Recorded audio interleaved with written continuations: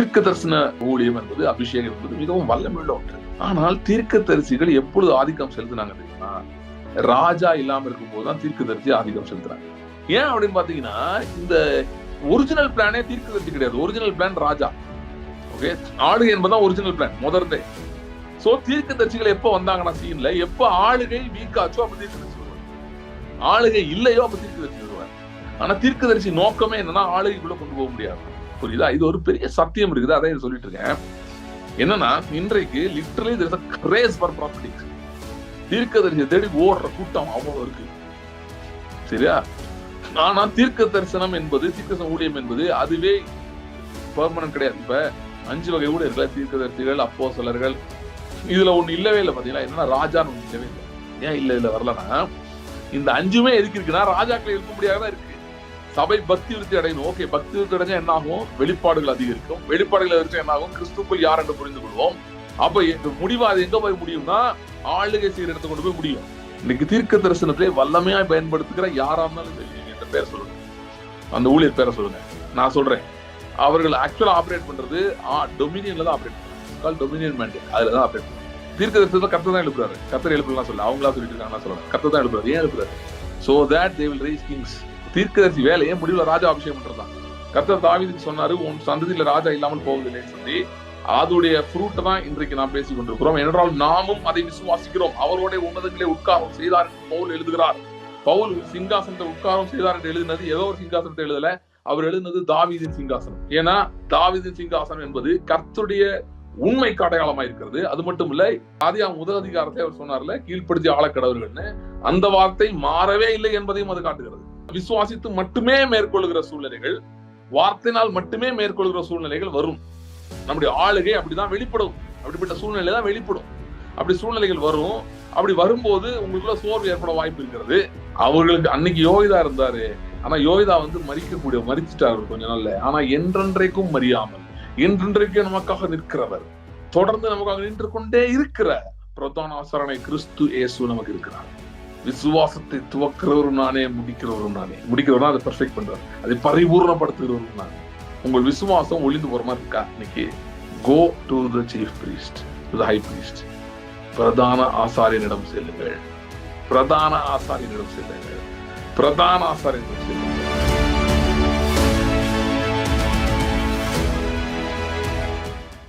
ஸ்தோத்திரம் ஆண்டவரே, thank you Lord.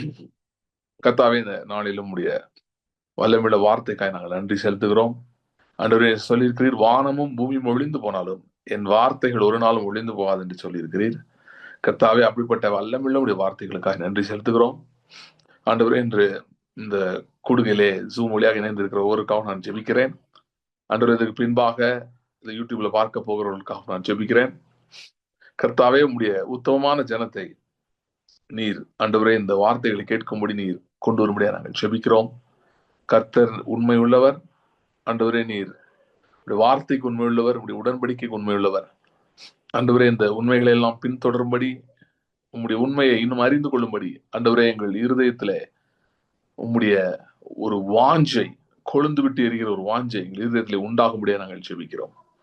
Thank you Lord, thank you Lord, thank you Lord. கர்த்தாவே, உம்முடைய நித்திய திட்டங்கள், நித்தியமாய் ஆண்டவரே நீர் ஏற்படுத்தி வைத்திருக்கிற உங்களுடைய தீர்மானங்கள், உங்களுடைய திட்டங்கள், இவைகளை புரிந்து கொள்ளவும் அறிந்து கொள்ளவும் ஆண்டவரே எங்களுக்குள்ளே ஒரு பெரிய வாஞ்சை உண்டாகும்படியா நான் ஜெபிக்கிறேன். Thank you Lord. கர்த்தாவே, சூழ்நிலைகள், பிரச்சனைகள், போராட்டங்களோடு வந்திருக்கிறவர்களும் ஜெபிக்கிறேன். கர்த்தாவே, அவர்களை நீர் விடுதலையாக்குவீராக. சவுல் எப்படி அந்த கழுதைகள் காணாமல் போனது என்று தீர்க்கதரிசியிடம் வந்தான், ஆனால் அந்த நாளிலே ராஜ்யத்தை பற்றி அவனுக்கு பேசினீர். அப்படியே கர்த்தாவே, ராஜ்யத்தின் வார்த்தைகளை இவர்களோடு நீர் பேசுவீராக. எங்களை தாழ்த்தி உடைய கரத்தில் ஒப்புக் கொடுக்கிறோம். கர்த்தருடைய ஆவியானவர் முழு ஆளுகை எடுத்துக்கொள்ளும்படியா நாங்கள் ஜெபிக்கிறோம். Thank you father. இயேசு கிறிஸ்துவின் நாமத்தில் ஜெபிக்கிறோம் பிதாவே, ஆமென். ஏசாயா 9 அதிகாரம், ஐசாயா சாப்டர் 9 6th verseல இருந்து வாசிக்கிறேன். 6வது வசனத்துல இருந்து. நமக்கு ஒரு பாலகன் இருந்தார், நமக்கு ஒரு குமாரன் கொடுக்கப்பட்டார். கர்த்தத்துவம் அவர் தோளின் மேல் இருக்கும். அவர் நாமம் அதிசயமானவர், ஆலோசனை கர்த்தா, வல்லமையுள்ள தேவன், நித்திய பிதா, சமாதான பிரபு எனப்படும். தாவீதின் சிங்காசனத்தையும் அவருடைய ராஜ்யத்தையும் அவர் இது முதற்கொண்டு என்றென்றைக்கும் நியாயத்தினாலும் நீதியினாலும் நிலைப்படுத்தும்படிக்கு அவருடைய கர்த்தத்துவத்தின் பெருக்கத்துக்கும் அதன் சமாதானத்துக்கும் முடிவில்லை. சேனைகளின் கர்த்தருடைய வைராக்கியம் இதை செய்யும். ஆண்டவர் யாக்கோவுக்கு ஒரு வார்த்தையை அனுப்பினார், அது இஸ்ரவேலின் மேல் இறங்கிற்று. இல்லாதவைகளை இருக்கிறது போல் அழைக்கிறது எப்படி அப்படின்ற அந்த தலைப்பில நம்ம தொடர்ந்து பார்த்து கொண்டிருக்கிறோம். இதுல வந்து நம்முடைய வாழ்க்கையில காணப்படாதவைகளை, இல்லாதவைகளை, அதாவது நாம் விரும்புகிறவர்கள், நாம் ஜெபிக்கிறவர்கள், ஆனால் அதை பார்க்க முடியவில்லை. இப்படிப்பட்டவர்களை நாம் அழைக்க வேண்டும் என்றால், okay, if you have to call for these things, இவைகளை அழைக்க வேண்டும் என்றால் அதற்கு நமக்கு உள்ளாக சில காரியங்கள் தேவைப்படுகிறது. இதை இன்னும் வித்தியாசமா சொல்லணும்னா, இல்லாதவர்களை இருக்கிறது போல அழைக்கிற அந்த லைஃப் ஸ்டைல், அந்த வாழ்க்கை முறை, இதை நாம் வாழ வேண்டும் என்று சொன்னால் அதற்கு நமக்கு சில காரியங்கள், நமக்கு உள்ளாக சில மாற்றங்கள், சில காரியங்கள் தேவைப்படுகிறது. அது இருந்தாதான் நம்ம அழைக்க முடியும். என்ன சொல்றேன் அப்படின்னா, இப்ப நம்முடைய ஆவி எப்படி இருக்கு அப்படின்னா, அதாவது இந்த ப்ராசஸே பண்ண முடியும்ன்ற, இல்லைன்னா நம்ம பாதியில நிறுத்திடுவோம். ஆரம்பிப்போம், ஆனா பாதியில நிறுத்திடுவோம். இது நம்ம செய்ய மாட்டோம், தொடர மாட்டோம், தொடராமல் நிறுத்திவிடும். ஸோ ஏன்னா நிறைய பேர் ஆரம்பிச்சிட்டீங்க, ஆனா தொடர்றீங்களா, தொடர முடியுதா, ஏதாவது தடை வருதா அப்படிலாம் கேட்டா நீங்க நிறைய காரணங்கள் சொல்லக்கூடும், நிறைய காரியங்கள் இருக்குன்னு. ஸோ நம் தொடர்வதற்கு தேவையானவைகள் என்ன அப்படின்ற சில பார்வையில ஒரு சில காரியங்கள் பார்க்க போறோம். அதோட தான் இன்னைக்கு வருது. ஸோ முதலாவது என்ன தெரிஞ்சுக்கணும்னா, இப்ப நமக்கு இந்த இல்லாதவர்கள் இருக்கிறது போல அழைக்கிறது அப்படின்றது நம்முடைய ஆவி சம்பந்தப்பட்டது. நம்முடைய ஆவி அப்படிப்பட்டதா இருக்கிறது. ஏன்னா தேவன் அப்படிப்பட்டவர். தேவனிடமிருந்து நம்மளுக்கு ஆவி அருளப்பட்டபடியால் நம்முடைய ஆவியும் அப்படிப்பட்டதாகவே இருக்கிறது. இல்லாதவையில இருக்கிறது போல அழைக்கிறது தான் அதனுடைய தன்மையும். ஓகே. ஆனால் நம்முடைய இன்னும் 2 பகுதிகள் இருக்கு இல்லையா, நமக்கு சரீரம் இருக்கு, ஆத்துமா இருக்கு. குறிப்பா சரீரம் ஒரு பக்கம் இருக்கு. சரீரம் தவிர ஆத்துமா, இது ரெண்டுமே எந்த லெவல்ல இருக்குன்னு பாத்தீங்கன்னா, இருக்கிறவர்கள் தான் அழைக்கும், இல்லாததான் அழைக்காது. ஏன் அப்படி இருக்குன்னா, அது விழுந்து போனதின் விளைவா இப்படி மாறிவிட்டது. இது ரெண்டும், எது நம்முடைய சரீரமும் நம்முடைய ஆத்மாவும். குறிப்பா ஆத்மால 2 பகுதி மெயினா இருக்கு இந்த சப்ஜெக்ட் பார்க்கும்போது, பேசும்போது. ஒண்ணு வந்து என்னன்னா, நம்முடைய 3 இருக்கு. இன்ஃபேக்ட் ஆத்மால சித்தம், அப்புறம் வந்து உணர்ச்சிகள், அதுக்கப்புறம் மனது, mind, emotions and will. So 3 இருக்கு. சித்தம்னா வில், மைண்ட்னா மனது, உணர்ச்சிகள்னா இமோஷன்ஸ். இது 3 இருக்கு. இதுல என்னன்னு பாத்தீங்கன்னா, நம்முடைய ஆத்மாவின் பகுதிகளில் வில்ன்றது நம்மளோட டிசிஷன் மேக்கிங், நம்ம தீர்மானம் எடுக்கிறது. ஸோ அதை பத்தி அது அவ்வளவா இல்லை, சம்மந்தப்படாது. மற்ற 2 பகுதிகள் நம்முடைய உணர்ச்சிகள். நீங்க பல விதமான உணர்ச்சிகள் உணர்றீங்க இல்லையா, அந்த உணர்ச்சிகள், அதுக்கப்புறம் வந்து நம்முடைய மனது. இவைகள் ரெண்டுமே காண்கிறவைகளின் அடிப்படையில் தான் செயல்படுது. உணர்ச்சிகள் சம்டைம்ஸ் காணாததை பார்க்கணும்னு நினைச்சாலும் மைண்ட் வந்து விடாது, மைண்ட் அதுக்கு எதிராக செயல்பட்டுரும். அண்ட் தொடர்ந்து மைண்ட் நிறைய கணக்கு பண்ணி சொல்ல நாளடைல உணர்ச்சிகள் அடங்கி போய்விடும். அவைகள் வந்து காணாதவைகள் வந்து அது வெறும் கற்பனை உலகம் அப்படின்றது மாதிரி போய் வச்சு விட்டுருமே தவிர, காணாதவைகள் அது வெறும் காணாதவைகள் தான், அவைகள் இல்லாதவைகள் இல்லை அப்படின்ற அந்த லெவல்ல இருக்காம உணர்ச்சிகளும் வந்து இறங்கிடும். சோ நிறைய நேரங்கள்ல குறிப்பாய் கர்த்தர் சில காரியங்களை பேசும்போது பாத்தீங்கன்னா, அவர் சொல்லியிருக்கிற காரியங்கள் எல்லாமே நம்முடைய உணர்ச்சிகளுக்கும் அது புலப்படுவதில்லை, நம்முடைய மனதுக்கும் அது புலப்படுவதில்லை. சரியா? உணர்ச்சிகள் வந்து சில நேரம் கற்பனை செய்யணும்னு நினைச்சாலும் மனது சரியா இல்லைன்னா அது இதை ஆஃப் பண்ணி விட்டுரும். நிறைய நேரங்கள் அப்படிதான் இருக்கு. இப்ப உங்களுடைய ஆவி மட்டும் இல்லாத இருக்கிறது போல அழைக்கணும் அவ்வளவுதான் ஆசைப்பட்டாலும், இந்த 2 இடங்களும் சரியில்லைன்னு வைங்களேன், அந்த ப்ராசஸை தொடர முடியாது. சோ இந்த ப்ராசஸ் நாம் தொடர வேண்டும் என்று சொன்னால், நான் பேசுகிறது நம்முடைய லைஃப் ஸ்டைல் காலிங். இது வந்து இல்லாத இருக்கிறது போல அழைக்கிறது ஏதோ ஒரு பிரச்சனை தீர்றதுக்காக நம்ம லேர்ன் பண்ணிக்கிற ஒரு ஃபார்முலா கிடையாது. இது நாம் வாழ வேண்டிய முறை. ஏன்னா இயேசு வந்து வாழ்ந்ததே அப்படிதான் வாழ்ந்தார். இல்லாததுதான் எல்லாருக்கும் அது இல்லை, அதான் கூப்பிடுறார். சுகம் இல்லையா, சுகத்தை வர வைக்கிறார். ஓகே, வரி கட்டணும்ன்றாங்க, மீனை பிடி, மீன் வாயில பணம் இருக்கும் போய் கொடுன்றாங்க. இதெல்லாம் நடக்கிற விஷயமா? மீன் எவ்வளவு மீனை பேதர் பிடிச்சிருக்காங்க, எத்தனை மீன் வாயில பணம் வந்திருக்கு? சோ ஆனா அப்படிதான் புயல் அடிக்குது, எலும்பி நின்று இறையாத அமைதியார் என்றார், அமைதியார். சோ இது வந்து சில லைஃப் ஸ்டைல். ஆனா அந்த லைஃப் ஸ்டைலுக்குள்ள போகணும்னா அதுக்கு சில காரியங்கள் இருக்கிறது, அதை நான் புரிந்து கொள்ள வேண்டும். அதுல முக்கியமானது என்னன்னு பாத்தீங்கன்னா, உங்கள் ஆவி வந்து ஏன் இப்படி சிந்திக்கிறது, எப்படி சிந்திக்கிறது, இல்லாத இருக்கிறதோ அழைக்கணும் ஏன் சிந்திக்கிறதுனா, அது தேவனுடைய வார்த்தையினால் உண்டான ஒன்றா இருக்கிறது. ஏன்னா தேவனுடைய காரியங்கள்லாம் ஒரு வார்த்தையினால் உண்டானது. அவர் எல்லாத்தையும் வார்த்தையினால் உண்டாக்குறாரு. அப்ப நம்முடைய ஆவி எப்படி உருவாக்கி இருப்பாரு? வார்த்தையினால உண்டாக்கி இருப்பாரு. சரியா? சோ வார்த்தையினால் உண்டானதான் நம்முடைய ஆவியும். அழிவில்லாத தேவனுடைய வித்து ஆகிய வசனத்தினால் வார்த்தையினால் பிறந்தவர்கள் நாம் என்று வேதம் சொல்லுகிறது. அந்த அழிவில்லாத வித்தினால் பிறந்தவர்கள்னா எதை குறிக்கிறது? நம்முடைய ஆவியின் பிறப்பை அது குறிக்கிறது. மறுபடியும் பிறந்த அந்த பிறப்பு குறிக்கிறது. அதுல முக்கியமானது ஆவி. ஏன்னா ஆவி தேவனை போல இருக்கிறது, தேவ வார்த்தையினால் நிரம்பினதா இருக்கிறது. If you can break down your spirit into tiny particles or tiny molecules, you will find the word of God in every single bit. உங்களுடைய ஆவியை வந்து நீங்க அப்படியே பிரேக் டவுன் பண்ணி அந்த அந்த காம்பவுண்டா இருக்கிறது அப்படியே உடச்சு குட்டி குட்டியா கொண்டீங்கன்னா சின்ன சின்னதா எதனால பண்ணிருப்பாங்க அப்படின்னு உருவாக்கப்பட்டிருக்கும் பார்த்தீங்கன்னா வார்த்தை. எவ்ரி லிட்டில் ஒரு செல்லுன்னு சொல்றோம்ல, நம்ம ஒரு அணு அப்படின்றோம்ல, ஆவியினுடைய ஒவ்வொரு அணுவுமே கர்த்தருடைய வார்த்தை. சோ உங்கள் ஆவி வார்த்தையினால் நிரம்பியதா இருக்கிறது, இல்ல வார்த்தையினாலேயே பிறந்ததா இருக்கிறபடியால் உங்கள் ஆவி எப்படி செயல்படுது? எப்பயுமே அது வந்து இல்லாத இருக்கிறது போல அழைக்கணும் அப்படின்ற அந்த வாஞ்சையில் இருக்கு, அந்த இன்ட்ரெஸ்ட்ல இருக்கு. அதுல எப்பயுமே அந்த பார்வை அப்படிதான் இருக்குது. இருக்கு தேவனை போல இது இருக்கிறது. நீங்க சொல்ல இல்ல நம்ம மனது சரீரமும் கர்த்தருடைய வார்த்தையினால் உண்டானது. ஆமா உண்டானதுதான், ஆனா கரெக்டா இருக்கு. கர்த்தருடைய வார்த்தைக்கு கீழ்பட்டு இருக்கிற ஒரு நிலைமையில இருந்து கர்த்தருடைய வார்த்தைக்கு அடிப்பணிந்து இருக்கிற நிலைமையில இருந்து அது வழி விலகிட்டது. சரியா? ஆதாமுக்குள்ள வந்து வழி விலகி போச்சு.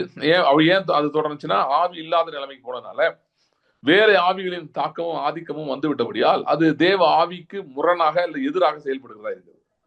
அப்படி மாறிடுச்சு. அப்ப அது எப்படி வழி கொண்டுறது? அது எப்படி ஆவியோடு இசையும்படி செய்யறது அப்படின்னா அதுக்குதான் கர்த்தருடைய வார்த்தை நமக்கு கொடுக்கப்பட்டிருக்கிறது. இல்லாத இருக்கிறத போல அதிகமா அழைக்கணும்னு விரும்புறீங்களா? கர்த்தருடைய வார்த்தையிலே நேரம் அதிகமாக செலவிடுங்கள். ஓகே, ரொம்ப முக்கியமானது. கர்த்தருடைய வார்த்தையில அதிக நேரம் செலவிட்டா இந்த ப்ராசஸ் ஈஸியா இருக்கும்.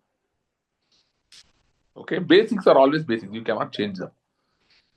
சோ கர்த்தருடைய வார்த்தையின் தியானம், கர்த்தருடைய வார்த்தையோட நேரம் செலவிடுவது என்பது ரொம்ப முக்கியம். ஏன்னா அது நீங்க பண்ணும்போது தான் இல்லாததை இருக்கிறது போல அழைக்கிற அந்த பாசிபிலிட்டியை உருவாகும். அந்த ப்ராசஸ போகவே நீங்க முடியும்.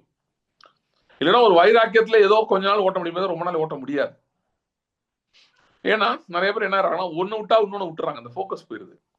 சரி இப்ப இல்லாத இருக்க அழைக்கிறேன்னா பைபிள் மெடிடேஷன் ஆஃப் வேர்ட் வந்து சுத்தமா இல்லாம போயிருது, அது குறைஞ்சிருது. நான் சும்மா பேசிட்டே இருக்கேன். நான் முன்னாடி எல்லாம் சொல்லியிருக்கேன், திரும்ப சொல்றேன். சும்மா வெறுமனே உங்களால ரொம்ப நேரம் பேச முடியாது.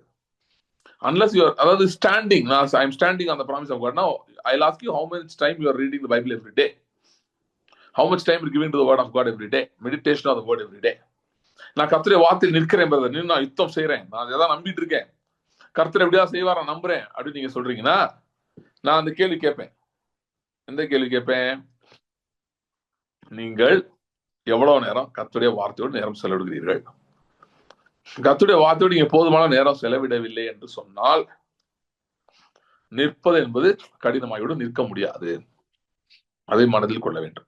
ஓகே, சோ கர்த்தருடைய வார்த்தை, ஏன்னா கர்த்தருடைய வார்த்தையினாலே உங்கள் மனதும் உங்கள் உணர்ச்சிகளும் தொடப்படும் போது சொல்றதோட நிரப்பப்படும் போது என்ன நடக்குதுன்னா உங்கள் ஆத்மா, உங்களுடைய ஆவி, இது ரெண்டும் கர்த்தருடைய வார்த்தையினால் நிரப்பப்பட்டதா இல்ல ஒரே காரியமாக மாறிவிடுகிறது.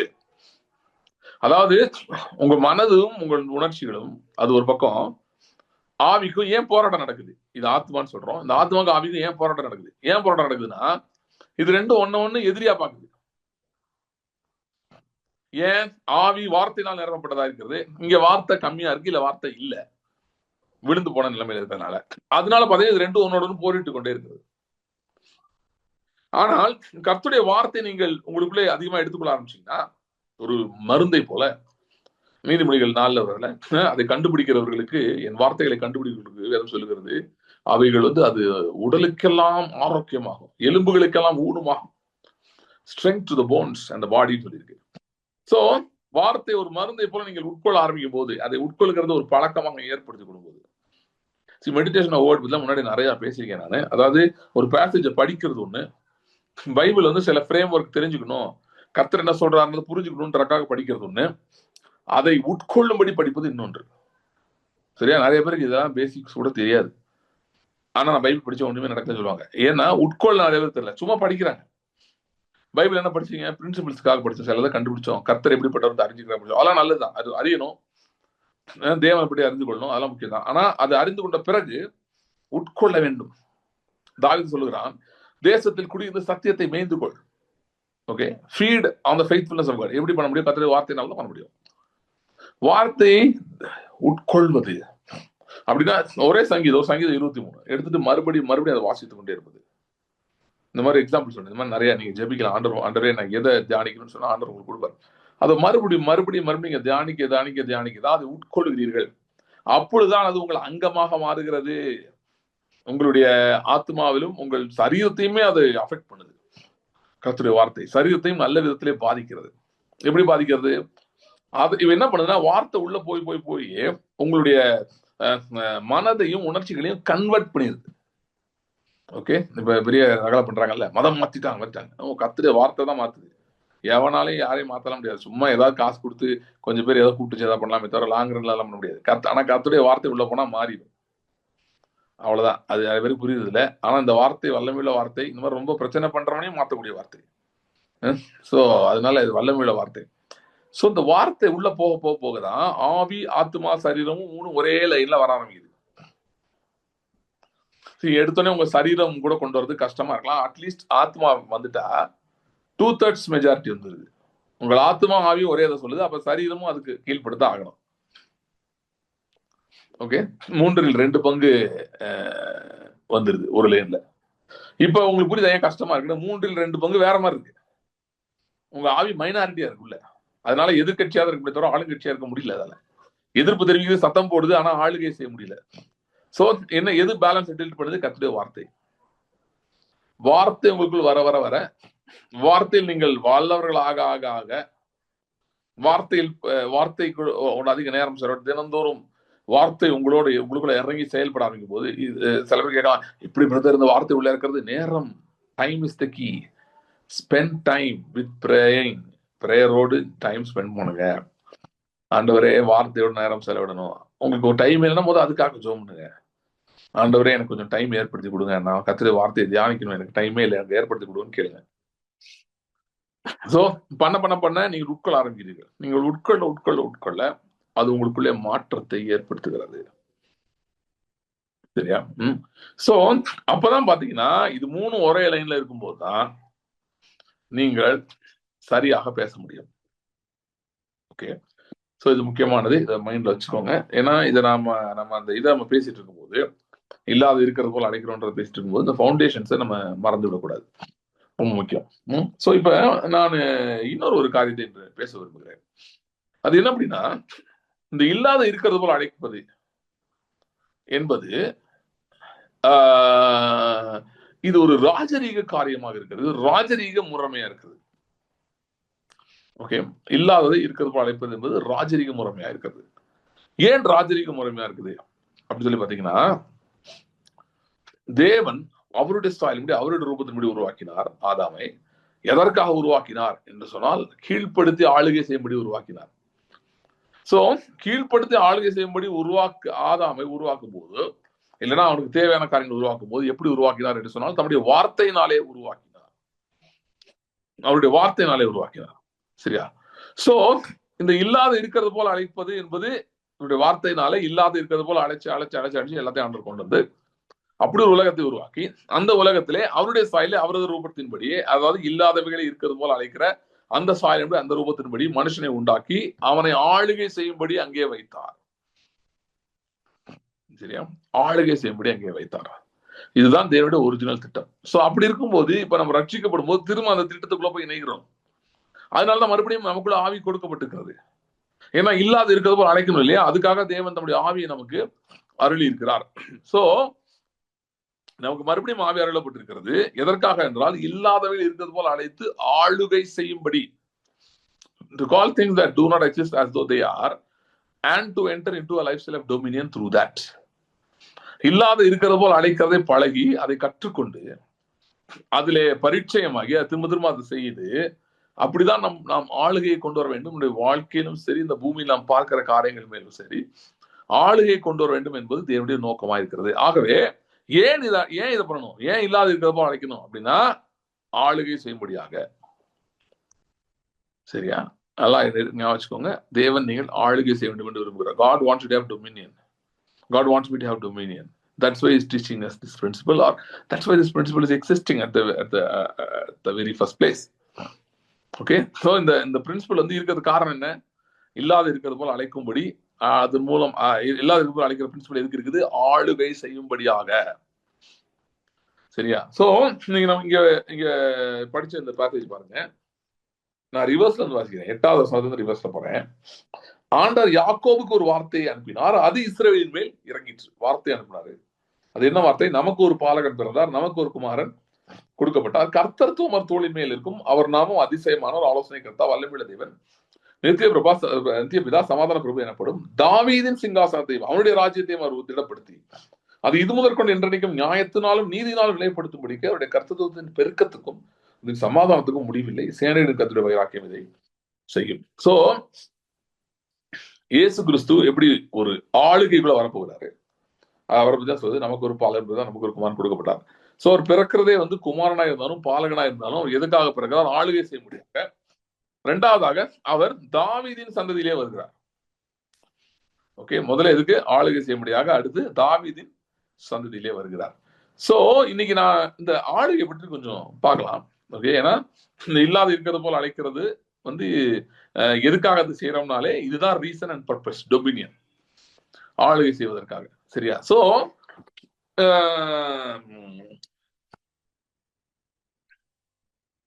ஆளுகை செய்யப்பட்டு தேவன் நம்ம வைத்திருக்கிறார். சோ அப்படி வைத்திருக்கும் போது நமக்கு எதிராக சில சக்திகள் வேலை செய்கிறது. அதை ஆனா கர்த்தர் எப்படி கிரியை செய்கிறார்? அதற்கு அவர் என்ன இது வச்சிருக்கிறாரு? இப்ப இந்த இல்லாத இருக்கிற போல நீங்க அழைக்க ஆரம்பிச்சீங்கன்னா நீங்க entering into life style of dominion, no doubts about that. Okay, நீங்க இல்லாத இருக்கிற போல அழைக்கிறீங்கன்னா ஆளுகையின் வாழ்க்கை முறைக்குள் வந்து விட்டீங்க. Lifestyle dominion of life style of dominion, ஆளுகையின் வாழ்க்கை முறைக்குள் வந்து விட்டீர்கள். ஓகே, சோ அதை நீங்க வரவிடாதபடி தடுப்பதற்கு சில காரியங்கள் இருக்கிறது. அதுக்கு பழைய பாட்டு நடந்த ஒரு சம்பவத்தை பார்க்கலாம். பார்த்துட்டு அங்க எப்படி அந்த ஆளுகை மறுபடியும் கொண்டு வரப்பட்டது, எப்படி அது செயல்படுத்தப்பட்டது என்பதை பார்த்துட்டு அதுக்கு அது எதற்கு அடையாளமா இருக்குது. இன்றைக்கு நமக்கும் இப்ப நீங்க இல்லாத இருக்கிறப்ப அழைக்கும்படி ஆரம்பிச்சிருக்கலாம். ஒருவேளை அது ஆரம்பிச்ச பிறகு ரொம்ப யுத்தங்களை நீங்க சந்திக்கலாம். இல்லைன்னா யுத்தங்களை சந்திக்காட்டியும் அப்படிலாம் ஒன்றும் கிடையாது, நீ கூப்பிட்டாலாம் அப்படிலாம் சொல்றதெல்லாம் நடக்காது, நீ இப்படி விரும்புகிறது, ஆசைப்படுவது, கர்த்தருடைய வார்த்தையில கொடுத்திருக்கிறதா சொல்றேன், கொடுத்திருக்க காரியங்களை நீ ஆசைப்படுவது, வாக்குத்தத்தங்கள் இருக்கிறத நீ விரும்பி கேட்பது, அதெல்லாம் உனக்கு நடக்காது அப்படின்னு எதிராக உங்களுக்குள்ள எத்தனை பேர் யுத்தங்களை சந்தித்துக் கொண்டிருக்கீர்கள் என்று எனக்கு தெரியாது. ஓகே, இல்லைன்னா இது ஆரம்பிக்கவே முடியாதபடி கூட நீங்க தடைகளை சந்திக்கலாம் சிலர். சோ அப்படி இருக்கும்போது வேதத்துல கர்த்தர் எப்படி இந்த வார்த்தைக்கு முன்மையுள்ளவராக இருக்கிறார்?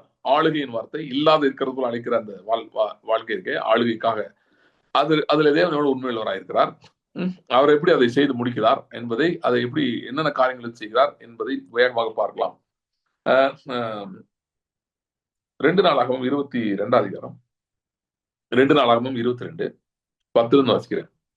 23 அப்படியே தொடர்ந்து வாசிக்க வரேன். அகசியாவின் தாயாகிய அத்தாலியால் தன் குமாரன் இறந்து போனதை கண்டபோது அவள் எழுப்பி யூதா குடும்பத்தில் உள்ள ராஜவம்சமான யாவரையும் சங்காரம் பண்ணினாள். ராஜாவின் குமாரத்தியாகிய யோசேபியத் கொன்று போடப்படுகிற ராஜகுமாரருக்குள் இருக்கிற அகசியாவின் ஆண் பிள்ளையாகிய யோவாசை களவாய் எடுத்துக்கொண்டு அவனையும் அவனுடைய தாதியையும் சயன வீட்டிலே வைத்தாள். அப்படியே அத்தாலியால் அவனை கொன்று போடாதபடிக்கு ராஜாவாகிய யோராமின் குமாரத்தையும் ஆசாரியனாகிய யோகிதாவின் பெண்ஜாதியுமாகிய யோசேபியத் அவனை ஒழித்து வைத்தாள். அவள் அகசியாவின் சகோதரியா இருந்தாள். இவர்களோடு அவன் 6 வருஷமாய் கர்த்தருடைய ஆலயத்திலே ஒழித்து வைக்கப்பட்டிருந்தான். அத்தாலியால் தேசத்தின் மேல் ராஜ்யபாரம் பண்ணினாள். 7ஆம் வருஷத்தில் யோகிதா திடன் கொண்டு 100 பேருக்கு அதிபதிகளே ஆகிய எரோகாமின் குமாரன் அசரியாவையும் யோகனானின் குமாரன் இஸ்மவேலையும் ஓபேத்தின் குமாரன் அசரியாவையும் ஆதாயாவின் குமாரன் மாசேயாவையும் சிக்ரியின் குமாரன் எலிஷாபாத்தையும் தன் உடன்படிக்கை உட்படுத்தினான். அவர்கள் யூதாவிலே சுற்றி இருந்து யூதாவின் பட்டணங்களில் எல்லாம் இருக்கிற லேவியரையும் இஸ்ரவேலுடைய பிதாக்களின் வம்ச தலைவரையும் கூட்டிக் கொண்டு எருசலேமுக்கு வந்தார்கள். அந்த சபையார் எல்லாரும் தேவனுடைய ஆலயத்தில் ராஜாவோடு உடன்படிக்கை செய்தார்கள். யோகிதா அவர்களை நோக்கி, இதோ கர்த்தர் தாவீதின் குமாரரை குறித்து சொன்னபடியே ராஜாவின் குமாரன் ராஜாவாக வேண்டும். நீங்கள் செய்ய வேண்டிய காரியம் என்னவென்றால், இவ்வாரத்திலே முறைப்படி வருகிற ஆசாரியரும் லேவியருமான உங்களில் 1/3 பங்கு ஒலிமுக வாசல்களையும் 1/3 பங்கு ராஜாவின் அரண்மனையையும் 1/3 பங்கு அஸ்திவார வாசலையும் காக்கவும் ஜனங்கள் எல்லாரும் கர்த்தருடைய ஆலய பிரகாரங்களில் இருக்கவும் வேண்டும். 8வது வாசிக்கிறேன். ஆசாரியனாகிய யோகிதா கட்டளையிட்டபடி எல்லாம் லேவியரும் யூதா கோத்திரத்தார் அனைவரும் செய்து அவரவர் அவ்வாரத்து முறைப்படி வருகிறவர்களும் முறை தீர்ந்து போகிறவர்களுமான தம் மனுஷரை கூட்டிக் கொண்டு போனார்கள். வகுப்புகள் பிரித்து போக ஆசாரியனாகிய யோகிதா உத்தரவு கொடுக்கவில்லை. தாவீது ராஜா தேவனுடைய ஆலயத்தில் வைத்திருந்த ஈட்டிகளையும் கேடகங்களையும் பரிசைகளையும் ஆசாரியனாகிய யோகிதா 100 பேருக்கு அதிபதியிடத்தில் கொடுத்து அவரவர் தங்கள் ஆயுதங்களை கையிலே பிடித்துக் கொண்டவர்களாய் ஆலயத்தின் வலது பக்கம் தொடங்கி ஆலயத்தின் இடது பக்கம் மட்டும் பலிபீடத்திற்கும் ஆலயத்துக்கும் எதிரே ராஜாவை சுற்றிலும் நிற்க ஜனங்கள் எல்லாம் நிறுத்தினார். பின்பு ராஜகுமாரனை வெளியே கொண்டு வந்து கிரீடத்தை அவன் தலையின் மேல் வைத்து சாட்சியின் ஆகமத்தை அவன் கையிலே கொடுத்து அவனை ராஜாவாக்கினார்கள். யோகிதாவும் குமாரரும் அவனை அபிஷேகம் பண்ணி ராஜா வாழ்க என்றார்கள். ஜனங்கள் ஓடி வந்து ராஜாவை புகழுகிற சத்தத்தை அத்தாலியால் கேட்டபோது அவள் கர்த்தருடைய ஆலயத்துக்கு ஜனங்கள் இடத்துக்கு வந்து இதோ நடையில் உள்ள தன்னுடைய தூணண்டையிலே ராஜா நிற்கிறதையும் ராஜா வண்டியில் இருக்கிற பிரபுக்களையும் எக்காலம் ஊதுகிறவர்களையும் தேசத்து ஜனங்கள் எல்லாரும் சந்தோஷப்பட்டு எக்காலங்கள் ஊதுகிறதையும் கீத வாக்கியங்களை பிடித்துக் கொண்டு பாடகரும் சங்கீத தலைவரும் துதிக்கிறதையும் கண்டால் அப்பொழுது அத்தாலியால் தன் வஸ்திரங்களை கிழித்துக் கொண்டு துரோகம் துரோகம் என்று கூவினாள். ஆசாரனை யோகிதா ராணுவ தலைவனாகி 100 பேருக்கு அதிபதியானவர்களை வெளியே அழைத்து அவர்களை நோக்கி இவளை வரிசைக்கு புறம்பே கொண்டு போங்கள், இவளை பின்பற்றுகிறவனை பட்டயத்தால் வெட்டி போடுங்கள் என்றான். கர்த்தரின் ஆலயத்தில் அவளை கொன்று போடாதேயுங்கள் என்று ஆசாரியன் சொல்லியிருந்தான். அவர்கள் அவளுக்கு இடம் உண்டாக்கின போது அவள் ராஜாவின் அரண்மனையில் இருக்கிற குதிரைகளின் வாசல்கள் பிரவேசிக்கும் இடம் மட்டும் போனால் அங்கே அவளை கொன்று போட்டார்கள். இந்த பகுதி எத்தனை பேரு இதெல்லாம் படிச்சிருக்கீங்கன்னு தெரியாது. Very fascinating story. பைபிள் இந்த மாதிரி there are fascinating stories. எனக்கு சின்ன பிள்ளை இதெல்லாம் ரொம்ப பிடிக்கும். நான் வந்து சர்ச்சில் யாராவது மெசேஜ் கொடுத்திருந்தா கூட மெசேஜ் எல்லாம் கவனிக்க மாட்டேன். இந்த மாதிரி ஸ்டோரிஸ்லாம் எனக்கு படிச்சுட்டே இருப்பேன். எனக்கு ரொம்ப பிடிக்கும். ஏன்னா இது generally I like to read stories. But இந்த மாதிரி ஸ்டோரிஸ் பயங்கர ஃபேசினேட்டிங். அதனால ரொம்ப நல்லா இருக்குன்னு சொல்லி படிச்சுட்டே இருப்பேன். அப்பெல்லாம் நான் அது இதுல ரொம்பலாம் யோசித்தது இல்லை. நமக்கு இன்றைக்கு இருக்கிற நமக்கும் இதுக்கெல்லாம் தொடர்பு இருக்குன்னு எனக்கு தெரியாது. நான் வந்து நல்ல ஸ்டோரின்னு படிச்சிருக்கேன். அப்புறமேட்டு இதுல இருக்க கனெக்ஷன்ஸ்லாம் பார்க்கும்போது ரொம்ப ஆச்சரியமாக இருந்தது. ஓகே, ஸோ இங்க நடந்த பேக்ரவுண்டை நான் உங்களுக்கு சொல்லிடுறேன் என்ன நடந்ததுன்னு சொல்லி. யோசபாத் என்ற ஒரு ராஜா, அவனை எல்லாருக்குமே தெரியும் நினைக்கிறேன். யோசபாத் என்பவன் ஒரு மிகவும் நல்ல ராஜா. அவன் வந்து கர்த்தருக்கு பயந்து வாழ்ந்தவன். நிறைய பேருக்கு அட்லீஸ்ட் இதாவது தெரியும். ஒரு 3 ராஜாக்கள் யோசபாத்துக்கு எதிராக யுத்தத்துக்கு வரும்போது அவன் துதிக்கிறவர்களையும் பாடகர்களையும் முன்னிறுத்துகிறான். நிறுத்தி அவங்க பாடி துதி செய்யும் போது ஒரு பெரிய ஜெயம் உண்டாகுது. ஸோ இதை வந்து நிறைய பேர் பிரசங்கங்கள்ல அதிகமாக ஃபேமஸா கோட் பண்ணப்பட்ட ஒரு பகுதி. ஏன்னா இந்த யுத்தத்தில கர்த்தர் எப்படி யுத்தத்தை செய்கிறார் அப்படின்றத ஒரு அடையாளமா ஒரு துதி பாடல் இதுகள் மூலமா கர்த்தர் எப்படி ஜெயத்தை கொடுத்தார். ஒருத்தன் கூட பட்டயத்தை எடுக்காமலே ஒரு ஜெயம் வந்துச்சு. அப்படிப்பட்ட பட்டயம் இல்லாத யுத்தம் இல்லாத ரத்தம் சிந்தாத ஒரு ஜெயம். ஸோ ரொம்ப எளிதான வெற்றி. ஸோ அதை எப்படி அவர்கள் பாடி துதித்தார்கள் அப்படின்றதெல்லாம் இதெல்லாம் தெரிந்த சம்பவங்கள் தான். இந்த யோசபாத் ஒரு பெரிய தவறு செய்து விட்டான். என்ன தவறுனா, அவனால ரொம்ப நல்லவன். ஆனா அவன் இந்த ஆகாப் ராஜா, இஸ்ரவேல்ல இருந்து மிகவும் பொல்லாத ஆகாப், அதாவது ஏசபேலை திருமணம் செய்த ஆகாப். எந்த ஏசபேலையும் ஆகாபையும் எலியா போன்றவர்கள் வறுத்தெடுத்தார்களோ அந்த ஆகாப் அவனோட இவன் போய் சம்பந்தம் கலந்து அவனுடைய மகளை கொண்டு வந்து, அதாவது ஏசபேலுடைய மகளை கொண்டு வந்து இவன் பையனை கல்யாணம் பண்ணிச்சிட்டான். அவ பேர் தான் அத்தாலியா. சரியா? பைபிள்ல இப்படிப்பட்ட சில பெண்கள் இருக்கிறார்கள். இன்ட்ரெஸ்டிங்லி பாத்தீங்கன்னா பைபிள்ல அதாவது தேவன் எழுப்புகிற அவருடைய ராஜ்யத்துக்கும் பெண் தான் அடையாளம். சியோன் குமாரத்தின் வரும். சரியா?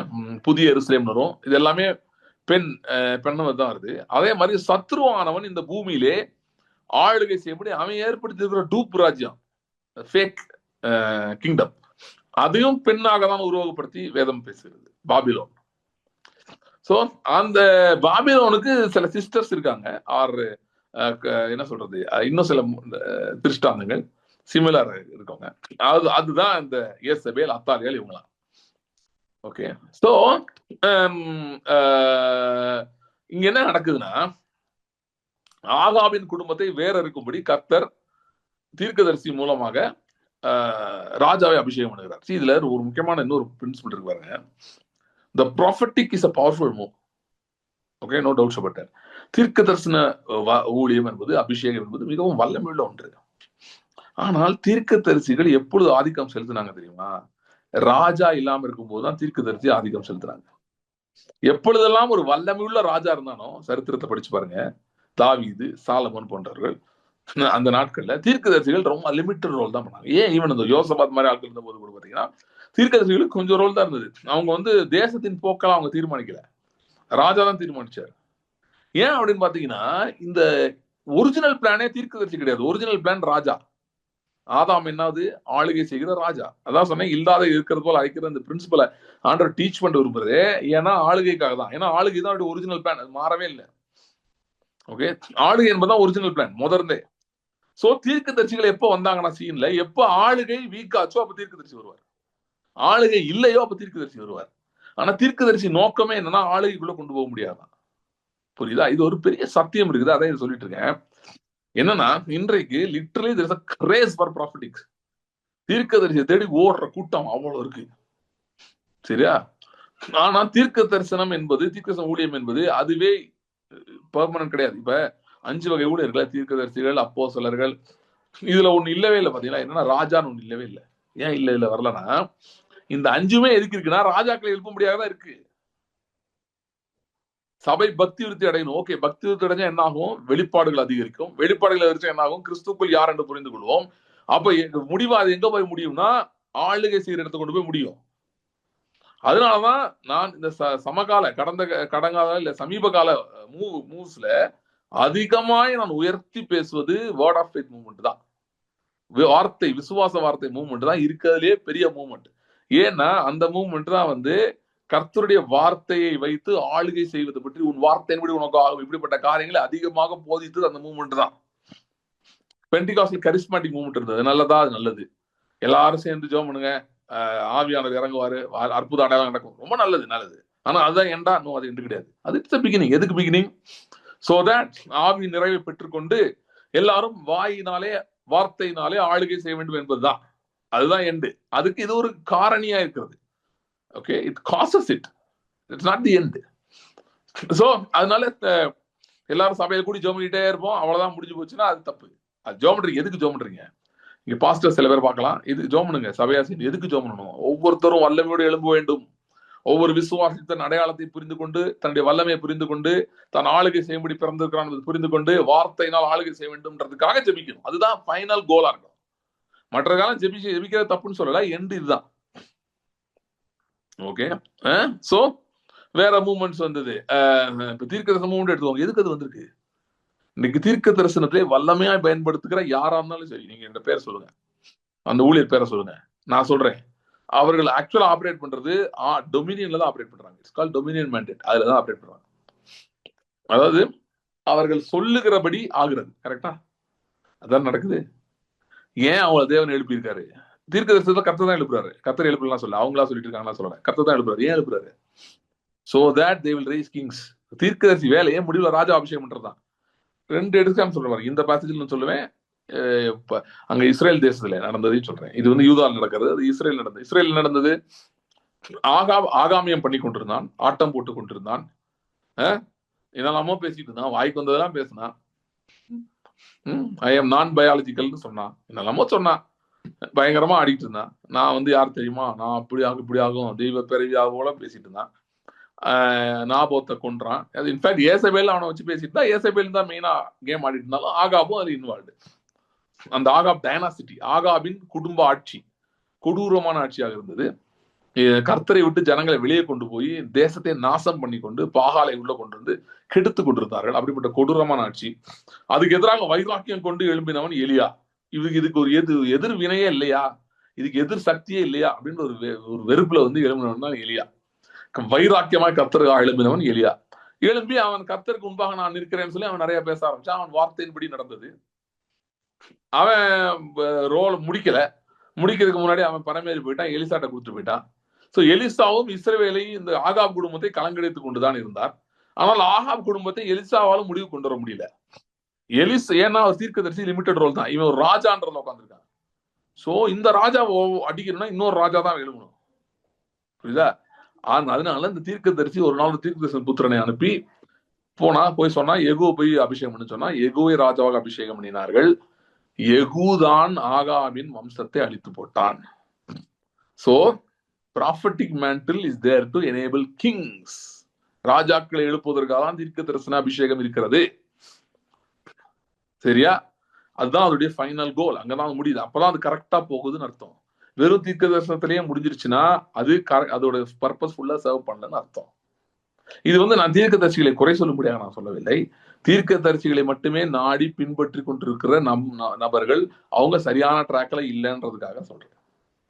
அதாவது வெறும் அது மட்டும் பத்தாது. அவங்களோட ஜெபம் பண்ண போறதோ, கர்த்தர் எழுப்பியிருக்க தீர்க்கதரிசிகளை மதிப்பதோ, அவங்களுக்கு கனப்படுத்துவதோ அதெல்லாம் தப்புன்னு நான் சொல்லல. அதெல்லாம் நீங்க கனப்படுத்தலாம். ஆனா அவங்களோட போறதோடயே உங்க வேலை முடிஞ்சிச்சுன்னு நினைச்சீங்கன்னா, ஒரு லிமிட்டை நீங்க தாண்ட மாட்டீங்க. ஒரு இடத்துலயே தான் இருப்பீங்க. அதுக்கு மேல போக முடியாது. நீங்க என்னன்னு பாத்தீங்கன்னா, சபையில நிறைய பேருக்கு அப்படி தாண்டணும்னு விருப்பமும் இல்ல. இல்ல அப்படிதான் இருக்காங்க மெஜாரிட்டி. அதான் ஐயாட்ட போய் ஜெபம் பண்ணா நல்லா எனக்கு ஏதோ ஒர்க் அவுட் ஆகுதுங்க. அப்படியே போவான்னு இருக்காங்க. சரி. So but by as per the Bible வந்து the greatest move is not prophetic, it is king. ஏன்னா அப்படிதான் ஆரம்பிச்சது, அப்படிதான் முடியுது. வெளிப்படல அப்படிதான் முடியுது. ரத்தத்தினாலே பாவங்களே எங்களை கழுவி பிதாவாகி தேவன் முன்பாக எங்களை என்ன ஆக்கிட்டீர்? ராஜாக்களும் ஆசாரியர்களும் ஆக்கிட்டீர். நாங்கள் பூமியிலே அரசாளுவோம் என்று புதிய பாட்டை பாடினார்கள். சோ ராஜ்யம், ஆளுகை, ராஜா அதுலதான் முடியுது. ரைட். சோ அங்க என்ன நடந்துச்சுன்னா, எகு அபிஷேகம் பண்ணாங்கல்ல, எகு போய் ஆகாபு வம்சத்தையே அடிச்சிட்டு இருக்கும்போது இந்த அகசியா என்பவன், அதாவது ஆகாபுடைய பேரன், யோசபாத்துக்கும் ஆகாவுக்கும் பேரன் இவன், இந்த அகசியா என்பவன். இவனும் அங்க போய் உட்காந்துருந்தான். அவனையும் சேர்த்து வெட்டிட்டாங்க. வெட்டிட்டு அதுக்கப்புறம் என்ன ஆயிடுச்சுன்னா, அவன் இறந்து போனான்னு பார்த்தோன்னே, அந்த நாட்கள்லாம் எப்படின்னா, யோசபாத்தோட மகனுக்கு நிறைய மனைவிகள் இருந்தாங்க. அதுல ஒரு மனைவி தான் அத்தாலியால். அத்தாலியால் பையன் ஆளுகைக்கு வந்துட்டான். ஆகாப் குடும்பம் வந்து ஆளுகையில் இருக்குது இங்கேயும். ஆனா என்ன ஆச்சுன்னா, அங்க என்னைக்கு ஆகாப் குடும்பம் கட்டாச்சோ அங்கேயும் இங்க கட்டானே, இவன் என்ன பண்றா, எழுப்பி அவன் மற்ற மனைவிகள்கிட்ட பிறந்த பிள்ளைங்களா இருப்பாங்க பாத்தீங்களா, அதாவது அகசியா, அதாவது அகசியாவுக்கும் அகஸ்தியாவோட பிள்ளைகளும் சரி, அகஸ்தியா வந்து தன்னோட பையன் தான், ஆனா அவங்க பிள்ளைகளும் சரி, அதே மாதிரி மற்ற மனைவிகள் பிறந்த பசங்களா இருப்பாங்கல்ல, அவங்க அதாவது அகஸ்தியா கூட பிறந்தவர்கள், ஸ்டெப் பிரதர்ஸ், அவங்க யாரெல்லாம் த்ரோனுக்கு வரணும் அவ்வளவு பேரும் கொள்றா. கொண்டுட்டு தன்னுடைய சொந்த பேரனை கொல்ல பாக்குறான். எவ்வளவு கொடூரமானவன் பாத்துக்கோங்க. ஏன்னா அவனுக்கு என்ன பையன்னா, அவன் அப்படி இப்படி வேற எங்கிட்டாவது போயிடக்கூடாது அப்படின்னு சொல்லிட்டு தன்னுடைய ஆட்சி இருக்குன்னு சொல்றதுக்காக கொல்ல பாக்குறான். அப்படி கொல்ல பாக்குற நேரத்துல அந்த கை குழந்தைய ராஜாவுடைய சகோதரி, அதாவது அகசியாவோட ஸ்டெப் சிஸ்டர், அவ என்ன பண்றான்னா எடுத்து ஒளிச்சு வைக்கிறான். ஒளிச்சு வச்சு, அவ யாருன்னா பிரதான ஆசாரியனாகி யோகிதாவுடைய மனைவி. சோ அவ எடுத்து ஒளிச்சு எங்க ஒளிச்சு வச்சா, தேவாலயத்துக்குள்ள இருக்கிற பள்ளியறையில ஒளிச்சு வச்சிட்டேன். So it's a secret room, nobody will come. So அங்க எடுத்து ஒளிச்சு வச்சிட்டேன். ஒளிச்சு வச்சு 6 வருஷமாக ஒழித்து வைத்திருக்கான். குழந்தை வந்து 6 வருஷம் யாருக்கும் தெரியாம, எப்படிப்பட்ட குழந்தையா இருப்பான் பாருங்க. அவன் நினைச்சாலே ரொம்ப கஷ்டமா இருக்கு. ஏன்னா அப்பா இல்ல, பாட்டியே கொல்ல பாக்குது. அப்படி இருக்கும்போது அத்தை, யாரோ ஒரு அத்தை, கூட பிறந்த எப்படியோ சொந்தக்கார ஒரு அத்தை எடுத்து ஒளிச்சு வச்சு வளர்க்குது அவனை. 6 வருஷம் அவன் ஒளித்து வைக்கப்பட்டிருக்கிறான். ஓகே. இப்ப என்னன்னா, அத்தாலியால் இருக்கா பாருங்க, நீங்க எல்லாம் கவனிச்சு பாருங்க. அத்தாலியால் இருக்கா, அத்தாலியால் வந்து ஆளுகை செய்யலாம். இப்ப யோகிதா என்கிற பிரதான ஆசிரியர் தான் இங்க ஒரு லீட் ரோல் எடுக்கிறார். எடுத்து அவரும் ஒரு மனைவி சேர்ந்து இந்த ராஜ குமாரனை காப்பாற்றி அவனை தான் திரும்ப ராஜாவை கொண்டு வரணும் அப்படின்றதுல அவங்க ரொம்ப சீரியஸா இருக்காங்க. இப்ப என்னன்னா, இப்ப இவங்களே இது பண்ணி அத்தாலியால கொண்டு போட்டுருக்கலாம்ல. இவர் ஒரு ஆசாரியன். ஓகே.